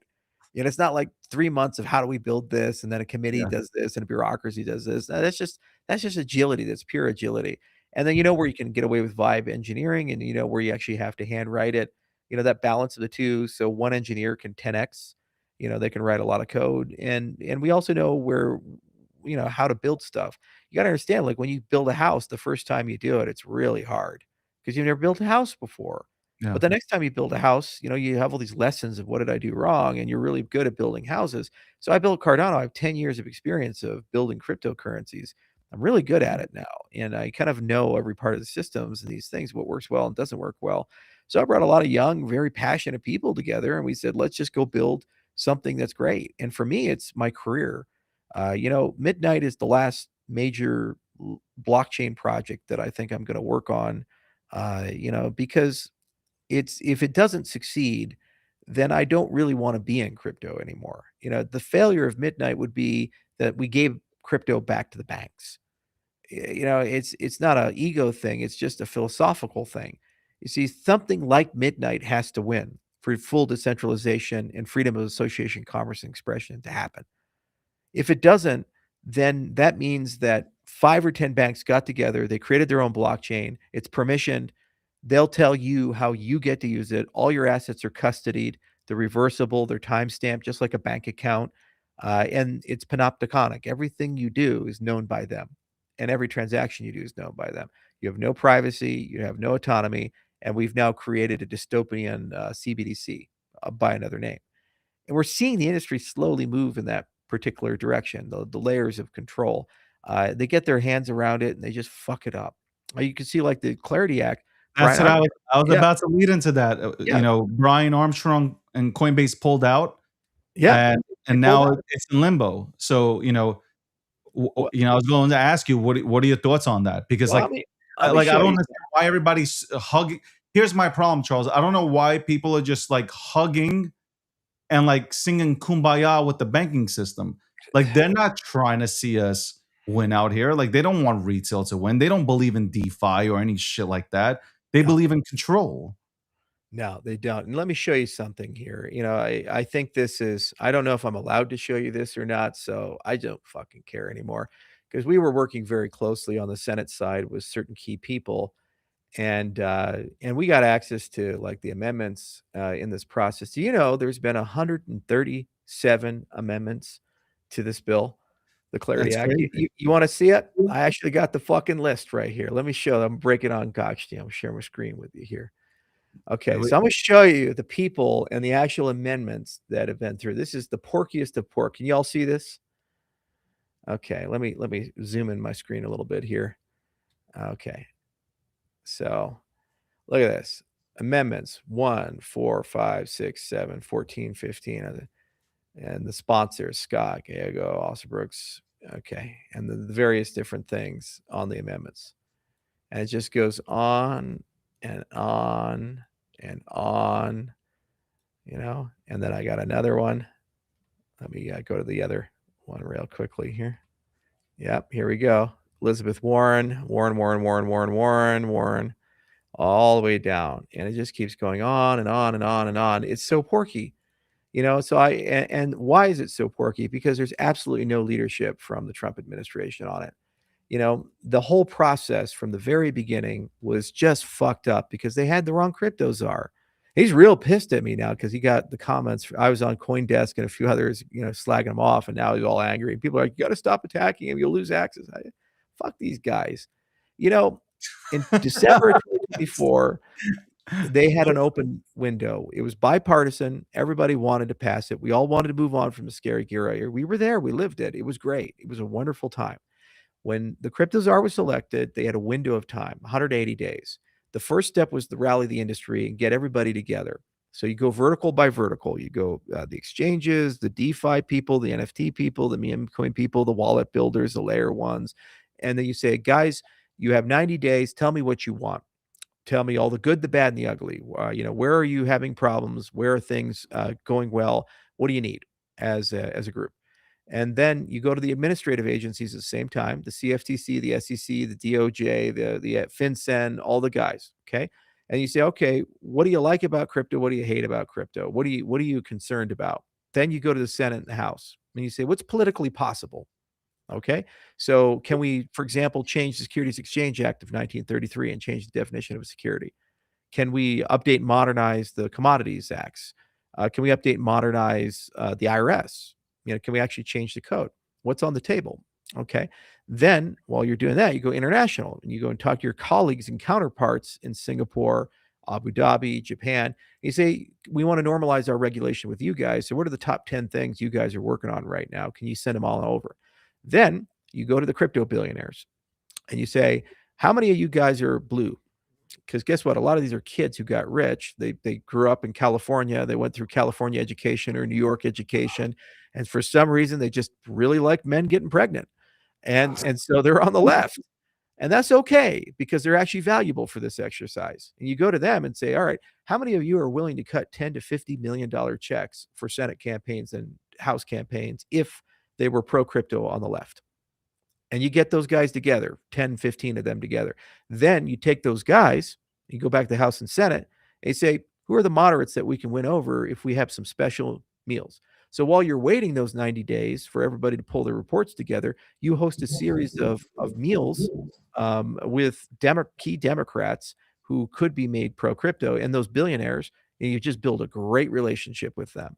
And then suddenly you've anchored all this shit, and they know that if they pass pro-crypto legislation, they're going to get hundreds of millions of dollars of donations in 2026 when they run for office.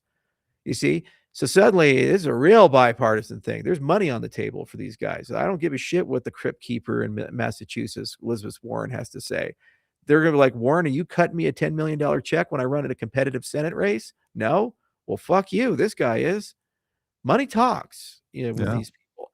So then you get all those reports in, you consolidate them together, and you put together a national vision. And then what you do is you bring the key leaders in each of those verticals, because there's going to be a leadership group that forms within 90 days who really participated and who did that. So then you have a council of crypto experts that are meritocratically selected, not through who had the best lobbyists and paid $25 million to be there for access. You bring them all to the White House, you have the whole industry basically represented, and then you make an announcement. This is the United States vision for crypto. Now, guess what? You've already gotten buy-in for that vision from the DOJ and the FinCEN, the SEC. You've already worked the politics in the House and Senate. You've already kind of pre-chewed all that stuff and made it bipartisan. And you've already normalized it with the global regulation. So it's a formality when you go to the House and Senate to get it passed instead of the negotiation place. Then there's a three-part model. First is the statutory. You pass the law. Second, there's the rulemaking. It takes 2 to 3 years. How does the industry plug into the rulemaking? I don't know. You don't know. Nobody knows. And then third, there's the ongoing maintenance. So that can be an SRO or that can be another structure or whatever they have. I spent a whole year of my life going to all these fucking meetings and all these things. It was who paid the most money. It was chaos, no leadership, no vision, no national priority, and insane statements like American cryptocurrencies will not pay taxes. By definition, a cryptocurrency is global. There's no such thing as an American cryptocurrency. It's not a cryptocurrency if it's an American cryptocurrency. It's decentralized, you idiot. Why would you allow people to run around babble nonsense like this or the reserve nonsense? So under what standards are things included or excluded? Well, we just looked at CoinMarketCap and reactive comms. Okay, why was Binance Smart Chain then excluded? It was above us. Why were certain things in, not other things out? And what's the weighting? If you're going to do an index and they're going to buy these things, is it 90% Bitcoin, 10% altcoin? Is it by market cap? Or is it some other mechanism of weighting? And under what circumstances is it removed from the index or not? Didn't do any of this stuff. It was just market disruption after market disruption. And oh, and by the way, when they did these market disruptions, People would either short or long before they did the disruption. Large orders. Every one of those fucking things is going to be investigated. So everybody's going to get subpoenaed when the Democrats are back in power. That's what we lost in 2025. We lost time and momentum and all this other stuff. And now we are in this process where when we try to get legislation passed, 137 amendment attempts. And now the bill they have on the table gives the SEC permanent control over all newly issued cryptocurrencies. They'll never leave. You're under onerous disclosure requirements, and you have to ask for permission for them to stop. And then they never, through rulemaking, have to say yes. And there's no way to sue or anything. So basically, you're a security until proven otherwise. Always. That's what we have on the table. Thanks, David. That's Gary Gensler. You gave us Scary Gary again. And the Democrats put that in the bill. And then for the stablecoin yields, basically what they're saying is it's a permanent thing for Tether and for Circle. If they ban yield-bearing stablecoins, that means they never get a yield-bearing stablecoin competitor, which means they get to keep 100% of the T-bill. You get a dollar coin, you get no return for that, and they keep all the interest. It's the lowest risk business of all time. You're literally holding money in a bank you probably don't even own or control, and you get 4 or 5% from T-bill, and blockchains take care of all the customer relationship. So you have like 200 employees for $100 billion of assets. You're 100 times more profitable than Goldman Sachs. And that's why Brian Poole, he's like, can you allow market competition? Well, why don't we make it a security? Well, we can make it a security if we update modernized security regulations, let the blockchain disclose on behalf of a person so you don't have an onerous disclosure regime. That's fine then. But we couldn't update the securities because we got to pass the bill. We got to pass the bill. Why do we got to pass the bill? Because no Democrats are behind it. And it starts at the top. The very first thing Trump did, launch Trump coin. And he turned crypto from a bipartisan thing to crypto equals Trump equals bad in the Democrats' mind. He made it a talking point. Crypto equals corruption. This is their campaign slogan. The Democrats published a report recently, the Crypto Corruption Report. I'm even in it because we donated $250,000 for the inauguration. I sent 10 people to the inauguration. But I guess input output's a major corruption play because we sent 10 people to the inauguration. They got to do mushrooms with Jake Paul and Mike Tyson and all this other stuff. Great. Life's so hard. It's like, come on, guys. But that's your talking point. These fuckers. They gave them a talking point. It could have been a bipartisan thing and passed without any controversy. We could have gotten beautiful laws in 3 to 5 years of interaction with the industry and the regulators. Instead, we got a free-for-all. We got one White House thing. We got Bo Hines, who's like the executive director of a council that they decided to cancel. So he became the coffee boy of Dave Sachs, and then he quit out of frustration because he had literally no job.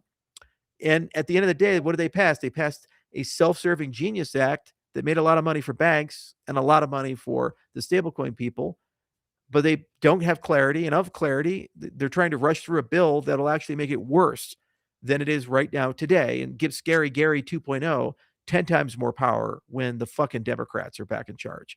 Because they've already taken a party line. Crypto equals Trump equals bad. Crypto equals corruption. So if they win in 2026, this whole industry is going to get hammered by them. And then if they win in 2029 and they take office, we'll have Scary Gary 2.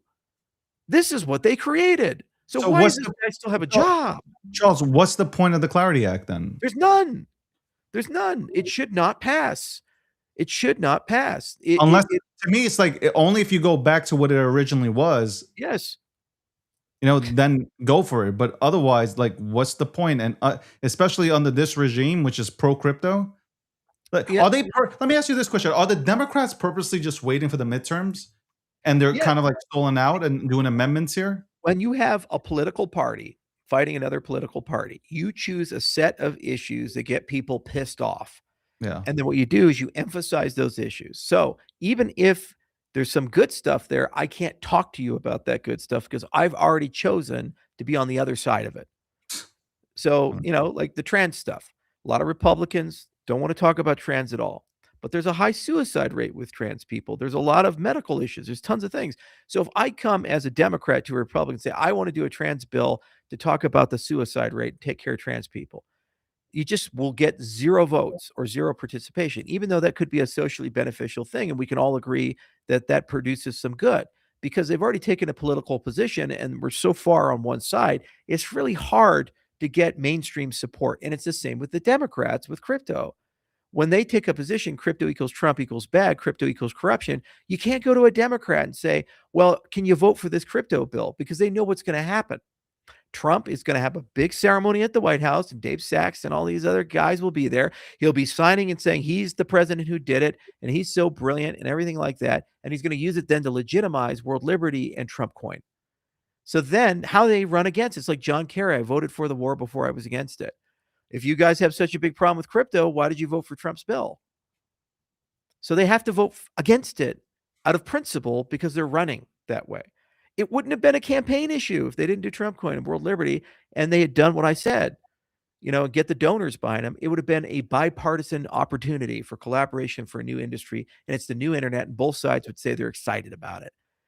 And they would campaign on different issues like Trump capturing Maduro or Trump doing this or there's a lot of Trump doing X that they can use to run on. Okay. They'd have a different thing. But the problem is the Republicans lose all moral authority when they spent 8 years talking about Joe Biden, actually 12 years as a vice president with Hunter Biden, and then later on as president, and corruption, Cena Hawk and this and this and this, when then you have a sitting president issue a coin, and then people buy it around the world, and then those people get meetings with him, and then those people seem to get pardons, and then those people seem to get things.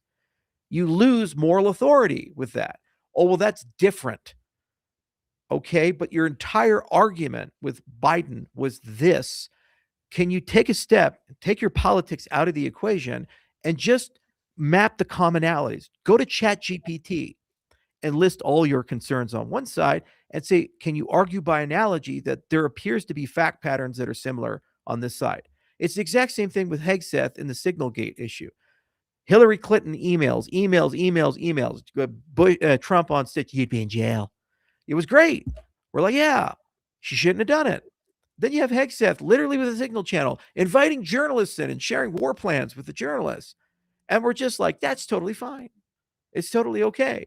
I'm sorry. If it was wrong with Hillary, it's wrong with him. And I'm asking for consistency with this whole setup. And the problem is when you're inconsistent, it's a campaign talking point. And you can't legislate around campaign talking points. They're polarizing issues. You can't legislate around it. You have to wait. So we will not have cryptocurrency legislation until after the midterm. And it's either going to be after the midterm and after the 2028 election, if the Democrats retake the House and Senate, or it'll be after the midterm if the Republicans hold the House and Senate. But I don't see how the Republicans hold the House and Senate. I really don't. Historically, the ruling party loses the midterms. It happened to Bush in 2006. It happened to Obama in 2010. It happened to Ronald Reagan in the 80s. It happened to Bill Clinton in 1994 with the Republican Revolution. There's historical precedent here. So you're already working against that. Second, you're working against voter fatigue. Trump has been in office effectively in the public sphere since 2015. That's 11 years of the Orange Man, tweeting, talking. People are fatigued. They're tired. They want new things. They want new ways of doing things. So the new sexy young people, the Mamdani style people, they seem to be, I don't know why, but they seem to be really appealing to people, and they just win them over, and the media builds them up as gods. So you have these sexy new things coming that are generationally different. They're using ChatGPT. The old guys aren't. And they sound more articulate. They sound like they have better ideas. And frankly speaking, in some cases they do because they're new. So when you look at those fact patterns, the fatigue, the fact that there's weird things happening, there's no accountability whatsoever. No one ever gets fired. The Epstein files were a massive one. They said, we're going to release him. We're going to release him. Dan Bongino came in. He was the biggest advocate for that. He just resigned. Why? Because they're not going to release him. I had to pass a law to release him. Then they release him redacted. Hundreds of pages redacted. We're like, wait, you said you guys were going to be the most transparent administration in America, and now you're just doing the same thing. You said no new wars.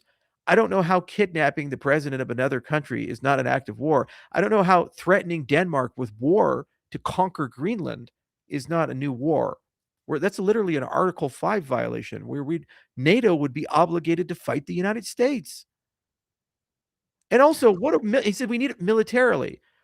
We have Thule and military contracts with Denmark so that we could deploy nuclear weapons, air assets, and Navy assets in Greenland, and have done so. So if we're using it strategically to defend against China, what more do we want? We have the bases, we have the nuclear assets, we have the naval assets, we have the air assets. It's about the $1 trillion+ of natural resources that Greenland has that are untapped. Which would go ahead and cut into the deficit, into that lovely debt that we have of $40 trillion. Yeah, but, and that's but the way how I'm are we thinking. any better than Russia invading Ukraine then, if what we're doing is just taking small nations and stealing their resources? Well, it can have Russia will say, well, Ukraine is ours, and you can have China say, well, you know what, Taiwan is ours. So what American Viking raiders came, or at least Russia has the Slavic tradition, and the old capital of Russia was Kiev. What American Viking raiders took over? Denmark owns Greenland since the time they spoke Nordic, and they had Odin. I mean, they have a legacy here, man. By the way, 53 Danish military members died fighting for our country in Afghanistan, in Iraq. They fought in our wars for us. They didn't have to. They showed up as our ally and served in battle with our people. So then what we do to repay them is go and threaten war to take their territory, to steal the resources, and displace 50,000 people. I have obviously with the approach, we can definitely have an argument here. I think at the end of the day, though, I see Greenland becoming a part of the United States because I think they'll buy them. I think they'll make it. For some reason, I have a feeling they're going to make a deal. I don't know. I just everything that I read points to the Danish might give it up and take the money, and here comes the U.S. Having a new piece of land. Yeah, if that happens, does it benefit the people? At the end of the day, like the resources, I know what they're going after. You just said it. The bases, we have the bases there. We can build as many bases as we want. It's really about the resources. I mean, nobody's stupid to that, Democrat or Republican. I mean, you could sit back here and say, okay, it's about the resources, and it cuts into the tremendous debt that we have here at 40 trillion. What is it? 40 trillion? I think it's $40 trillion. Yeah. So, I mean, cool. But yeah, I agree. The approach is a little bit crazy. By the way, it won't cut into debt $1 because who gets the resources? The big corporations, and they all get tax cuts. They all get tax cuts. And also, where are those jobs created? They're created in Greenland, not in the United States. Yeah. And there's no taxes that are going to be paid or any of that stuff. We played this game with Iraq. We invaded Iraq. All these oil companies made hundreds of billions of dollars in the back of our money. Iraq had some of the largest proven oil reserves. Who rebuilt all the oil fields? Halliburton. When the French didn't participate, Schlumberger was excluded. Only Schlumberger or Halliburton could rebuild the oil fields. They built them. And then all those money we put in, didn't get any of the oil money back. And Trump's trying to do it again in Venezuela.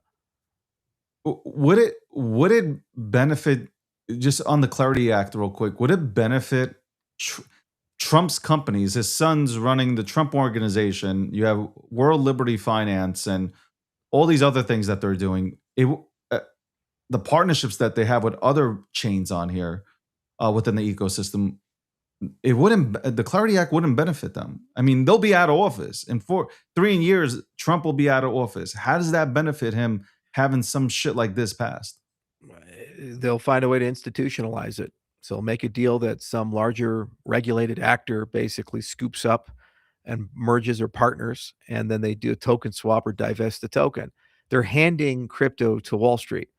We would say we're all like decentralized people and we believe in decentralization, but the vast majority of value transfer is done with asset-backed stablecoins, which are centralized actors. Every transaction is recorded for everyone everywhere to see. They're reversible and time-stamped and mutable. So it's a CBDC. And there's $1 trillion+ of transactions that occur like on a monthly basis, and there's almost $1 trillion worth of stablecoins by 2030. So those are all bank issued, large financial institution issued, and some of the incumbents that work their way through. And now they're trying to do it with the ledgers. So the big thing's Intents. What they're going to try to do is privacy and Intents on external networks that are controlled and owned by the banks. Look at Canton. Okay, it's not a cryptocurrency. It's basically all the nodes, they sell them and banks run them, and they own these networks. It's a new SWIFT.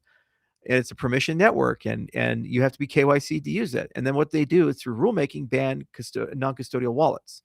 Then you have to use custodial wallets, and all those guys have to be regulated, the money service businesses. They're handing the whole industry back to Wall Street. systematically, step by step by step. And it's like boiling the frog. I can feel it and I see the flame. And a lot of people are like, oh, it's good. It'll pump our bags. We get some legislation. It'll pump our bags. It'll pump our bags. It's great.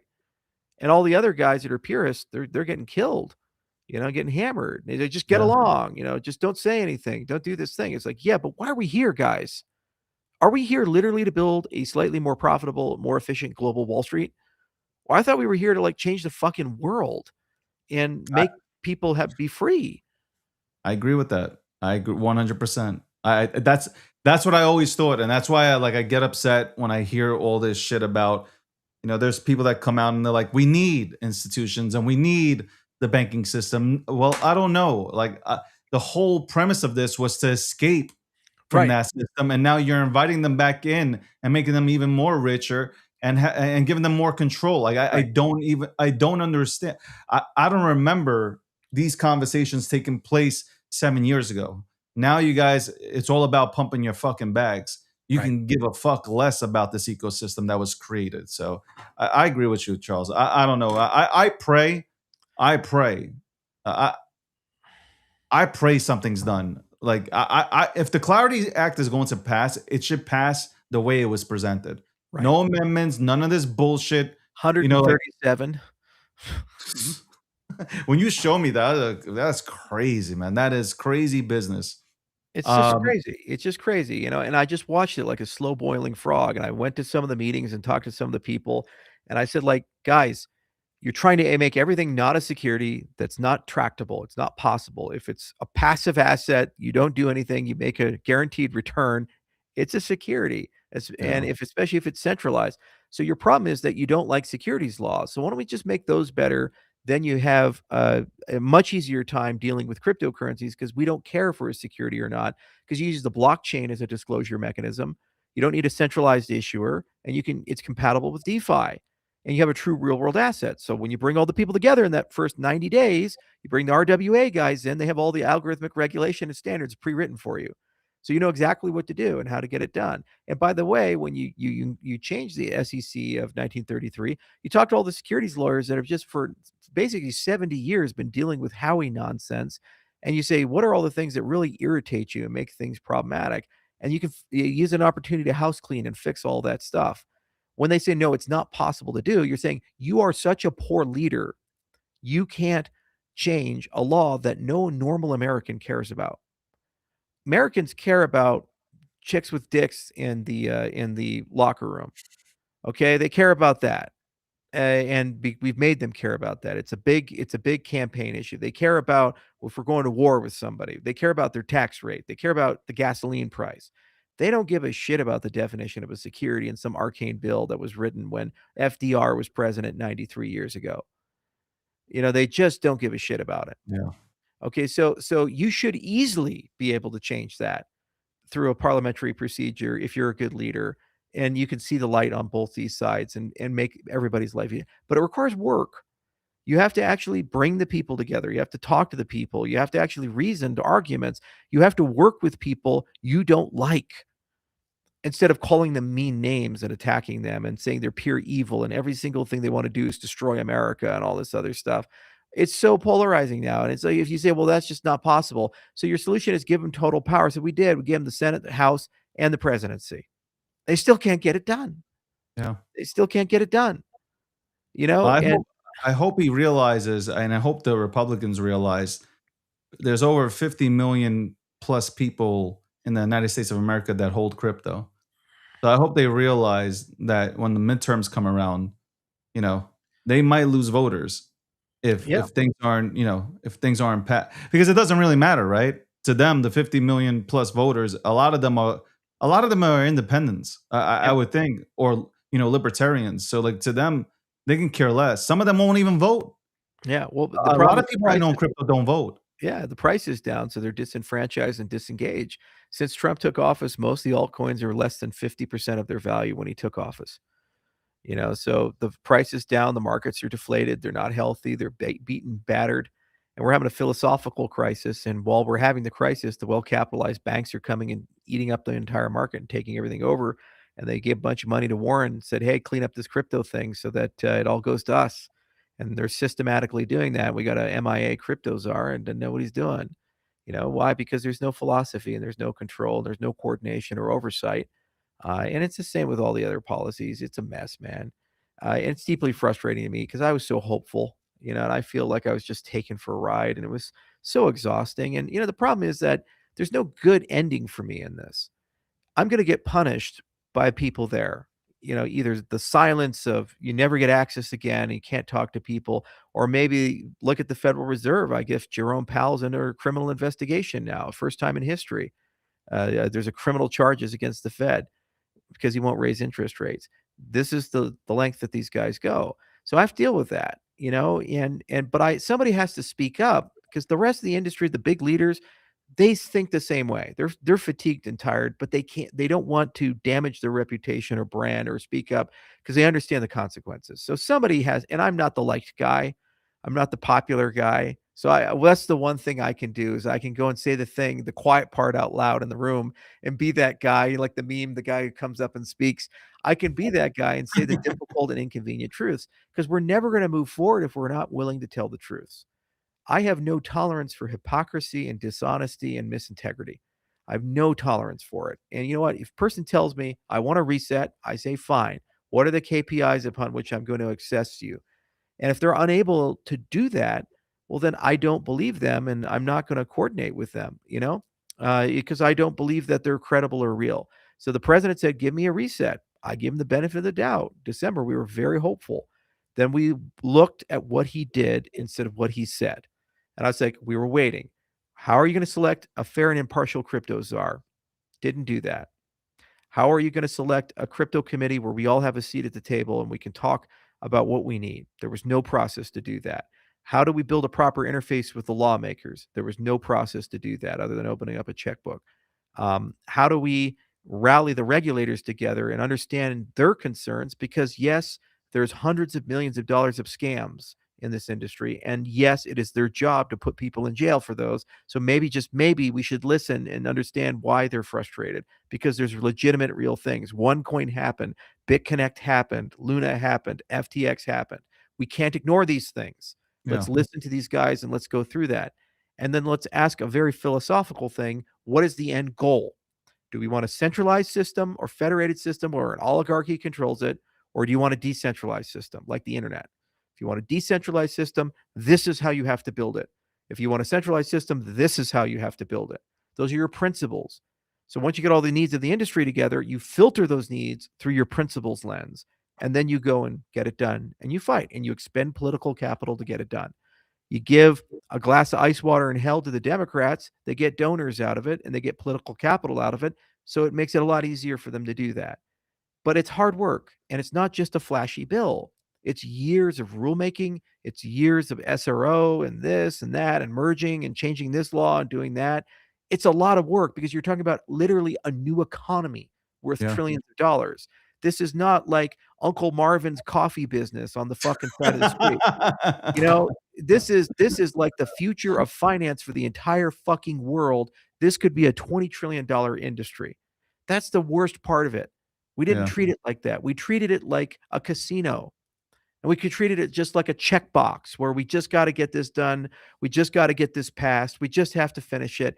And we didn't treat it like an intellectual exercise of where do we want this to go in 10 years or 20 years? And the vision thing. What does this do for society? When you go to Blue Sky or any place where the Democrats are at and you ask about crypto, they don't think there's any value proposition in crypto. Yeah. They don't believe there's any. Meanwhile, we have all these amazing value propositions for crypto. They've all been lost in the argument, in the debate. So instead of having a conversation about, let's talk about how to regulate this really valuable thing, they're saying, how do we ban this basically equivalent to gambling, porn, and murder all rolled up into one?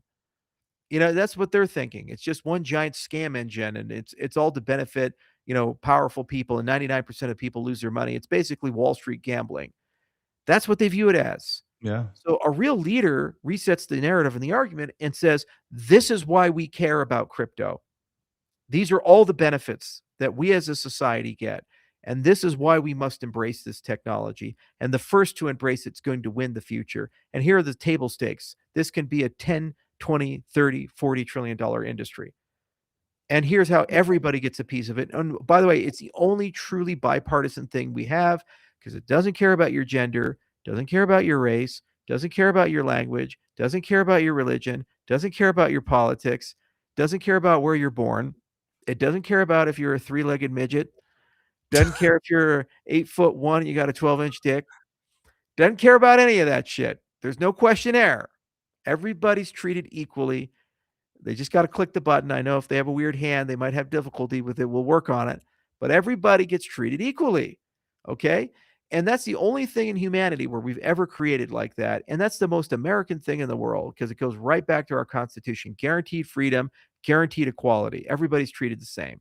Equal opportunity, under the law. So how could you oppose that? How could you fight that? How could you say that's a bad thing? We don't want to do that. You have to start there. Then we all agree it's a good idea. And then we disagree on the implementation. We disagree on the level of government regulation. But at least we agree it's a good idea. Half of America thinks it's a bad idea. Yeah. And then we're asking, how do we get retail back? Well, how do you get retail back if half of America thinks it's a bad idea? It's so true. It is so true. That is, you know what? I think they should have. You should have been leading this charge, because I think Trump would have appreciated the way you articulate yourself when it comes to this very topic. He just By needs the way, I didn't say don't launch Trump coin and world liberty. Just wait until you have the Clarity Act passed and launch it into the new framework, and then the Democrats can't complain about it. That's true. And he would have made more money. That's the craziest thing. He's so poorly advised by the people around him that not only did he do it in the wrong order, he actually made less money overall because of doing it in the wrong order, and higher liability and risk for everybody involved. That's the craziest part about all of this. It's just like you start with a vision thing and you work your way to how do we get there? You build an alliance, you build the people. And then if some people need some incentives to get there, you make it work, because it's for the greater good of the ecosystem as a whole. I can live with the fact that Trump made $5 billion if it means that the American people get a $40 trillion industry, and we can pay off our debt with it. And nobody had to die. We didn't have to invade a nation. We didn't have to go and fight another war in the Middle East, or now, Iraq War Spanish edition in Venezuela. We didn't have to go and we didn't have to go and do any of that shit. We just went and built industry and revolutionized everything. And by the way, you don't pay bank fees anymore. And by the way, there's no bank runs anymore. You don't need an FDIC anymore. And you get 5% with your money, and you never get unbanked if people don't like you, if you're a marijuana dispensary or whatever. You don't have any of those issues anymore. It's done. And your money works 24/7. No fraud notice, no identity theft anymore. It's a better system for everybody in America. Agents can use it to spend money. And microtransactions. We're watching right now. Your audience will be sitting there and be like, man, I really like these guys are cooking. I'm going to tip David Gockstein. And they click that like button. Every time they click the like button, you get 0.01 cents.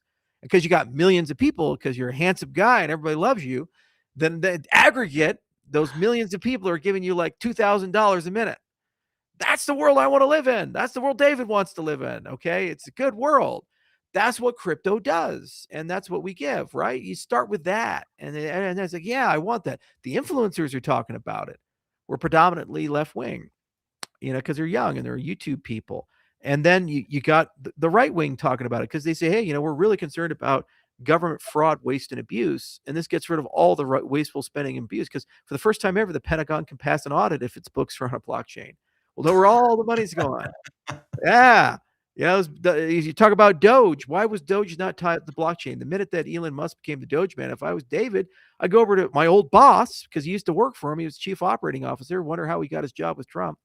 And go, hey, boss, I really need you. I really need you to find a way to Dogeify blockchain. Like, how do we get blockchain into the whole Doge agenda?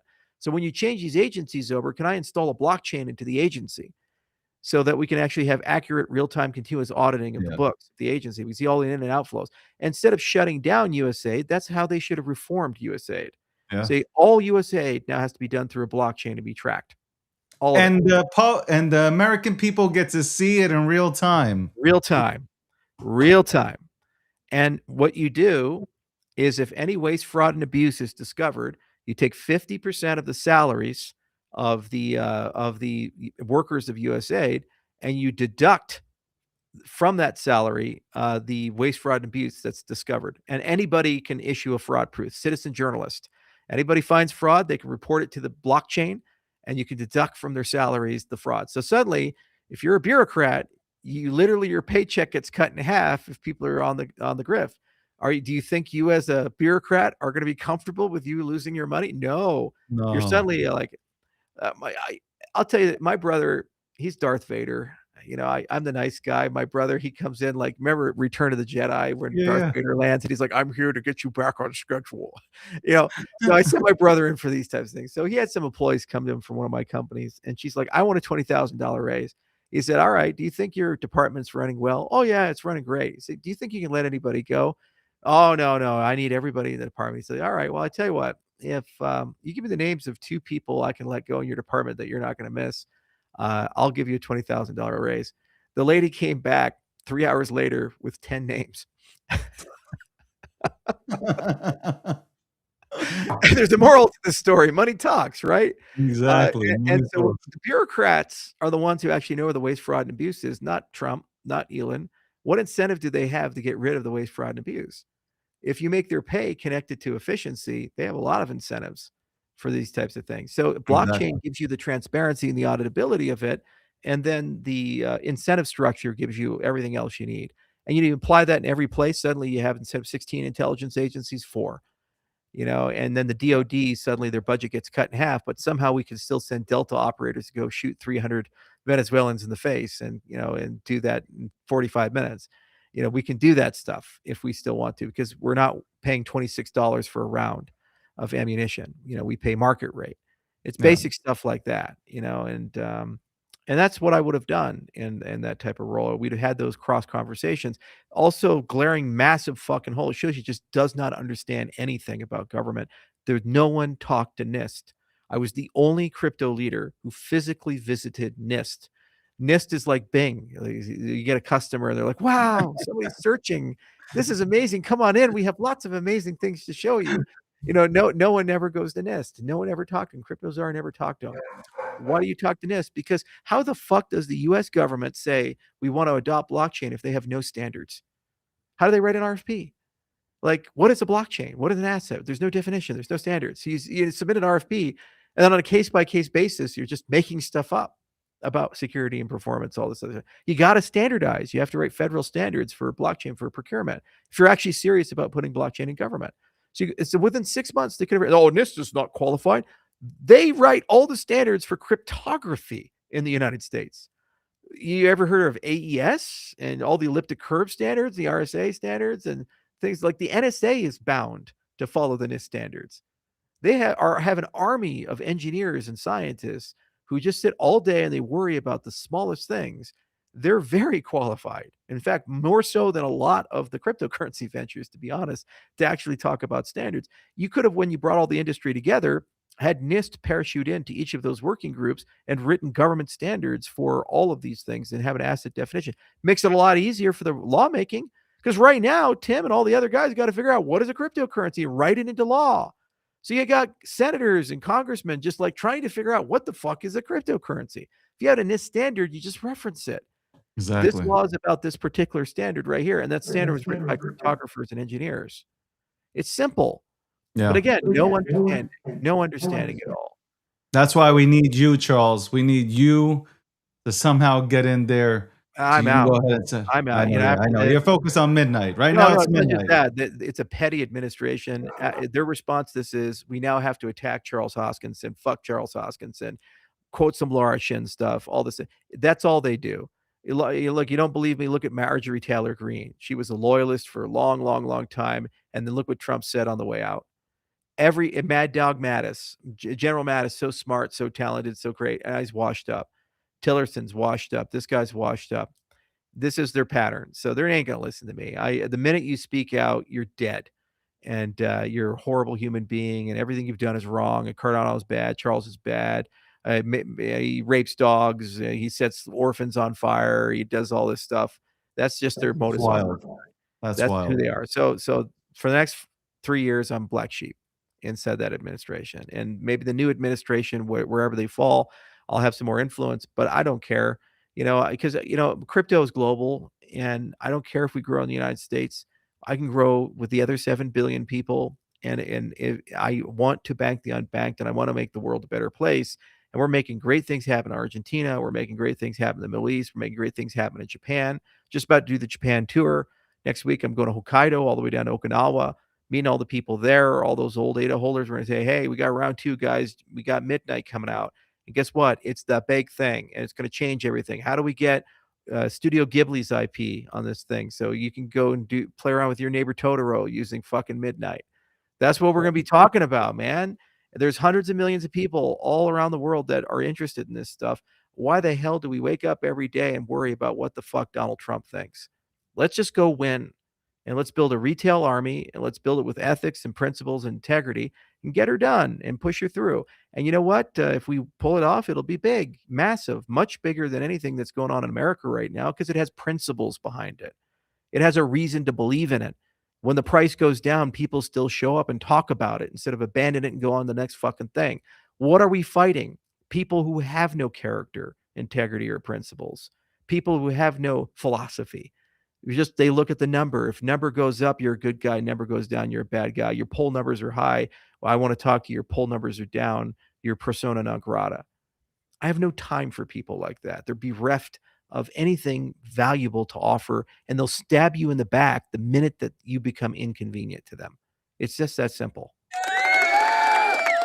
Ladies and gentlemen, the man who co-founded Ethereum, the man who created Cardano, and now Midnight. Charles, thank you so much for coming on. I really do appreciate you. Thanks, David. This was a lot of fun. Cheers. It was. Ladies and gentlemen, legend. That's right. We always have the legend on. We will be right back. Man, I'm telling you, man, Charles, he's on some different shit, man. We'll be right back, man. We'll be right back.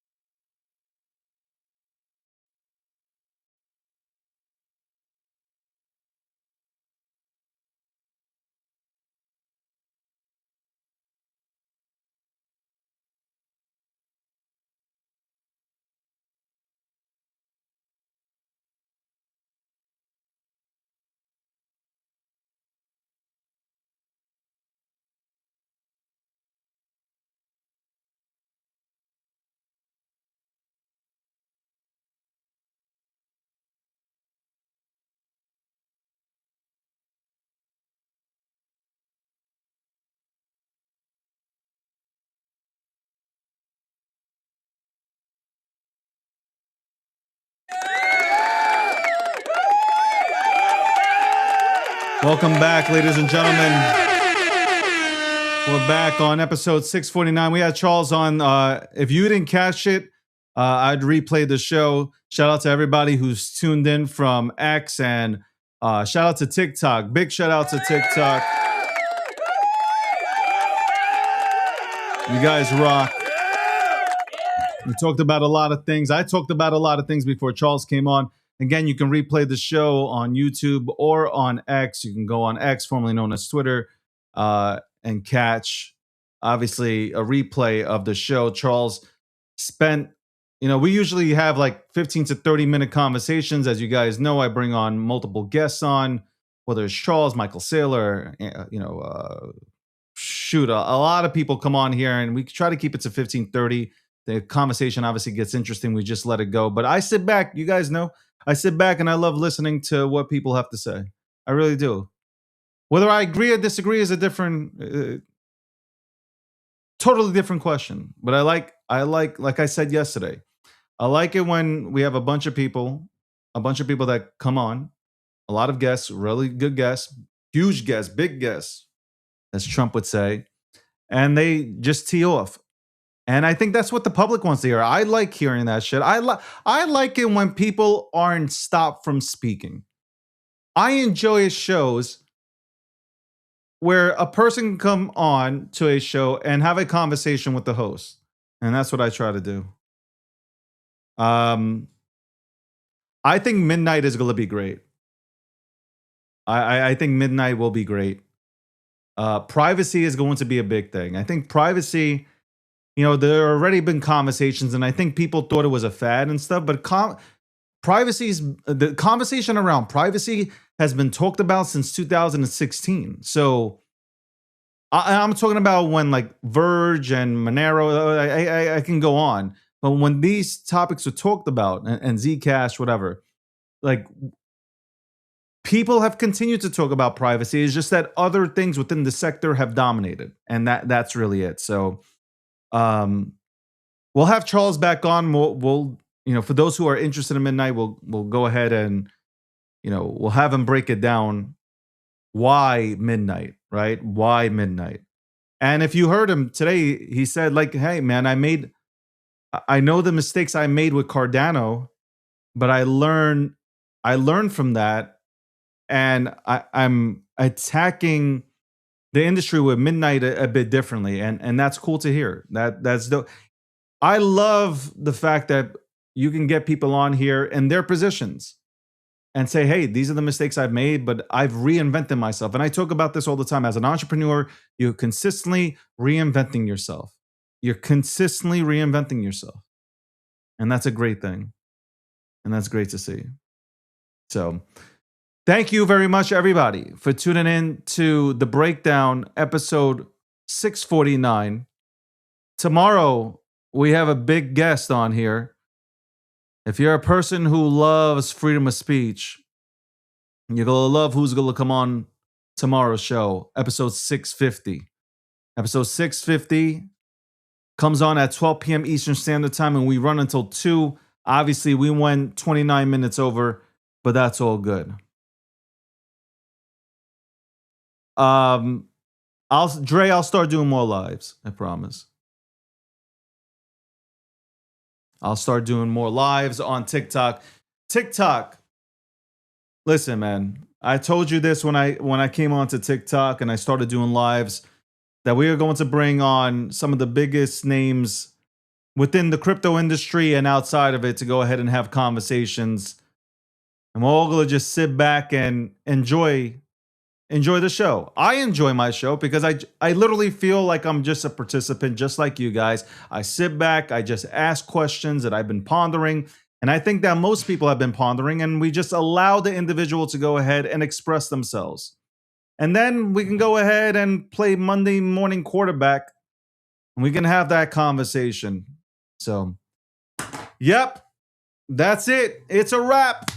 Guys, it's a beautiful Thursday. It's January 5th, 2026. Make sure you front run the banks and institutions. Make sure you look at your wallets and make sure that you say to yourself, man, you know what? I'm positioned well. And if you're not, reposition yourself to win. Okay, reposition yourselves to win.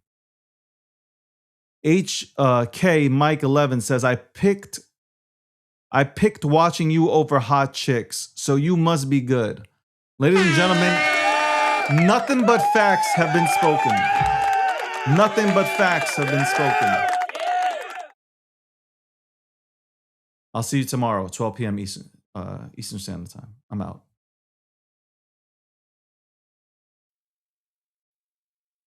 And this show was brought to you by Gemini, gemini.com/David G, to check out the lineup of credit cards that Gemini has to offer. Also, click the link, trade $1,000 in crypto, get $100 in Bitcoin. Terms apply. Guys, I'll see you tomorrow at episode 650 at 12 p.m. Eastern Standard Time. Tune in. It's Friday. And the guest we got coming on is going to rip it up. I know this is going to be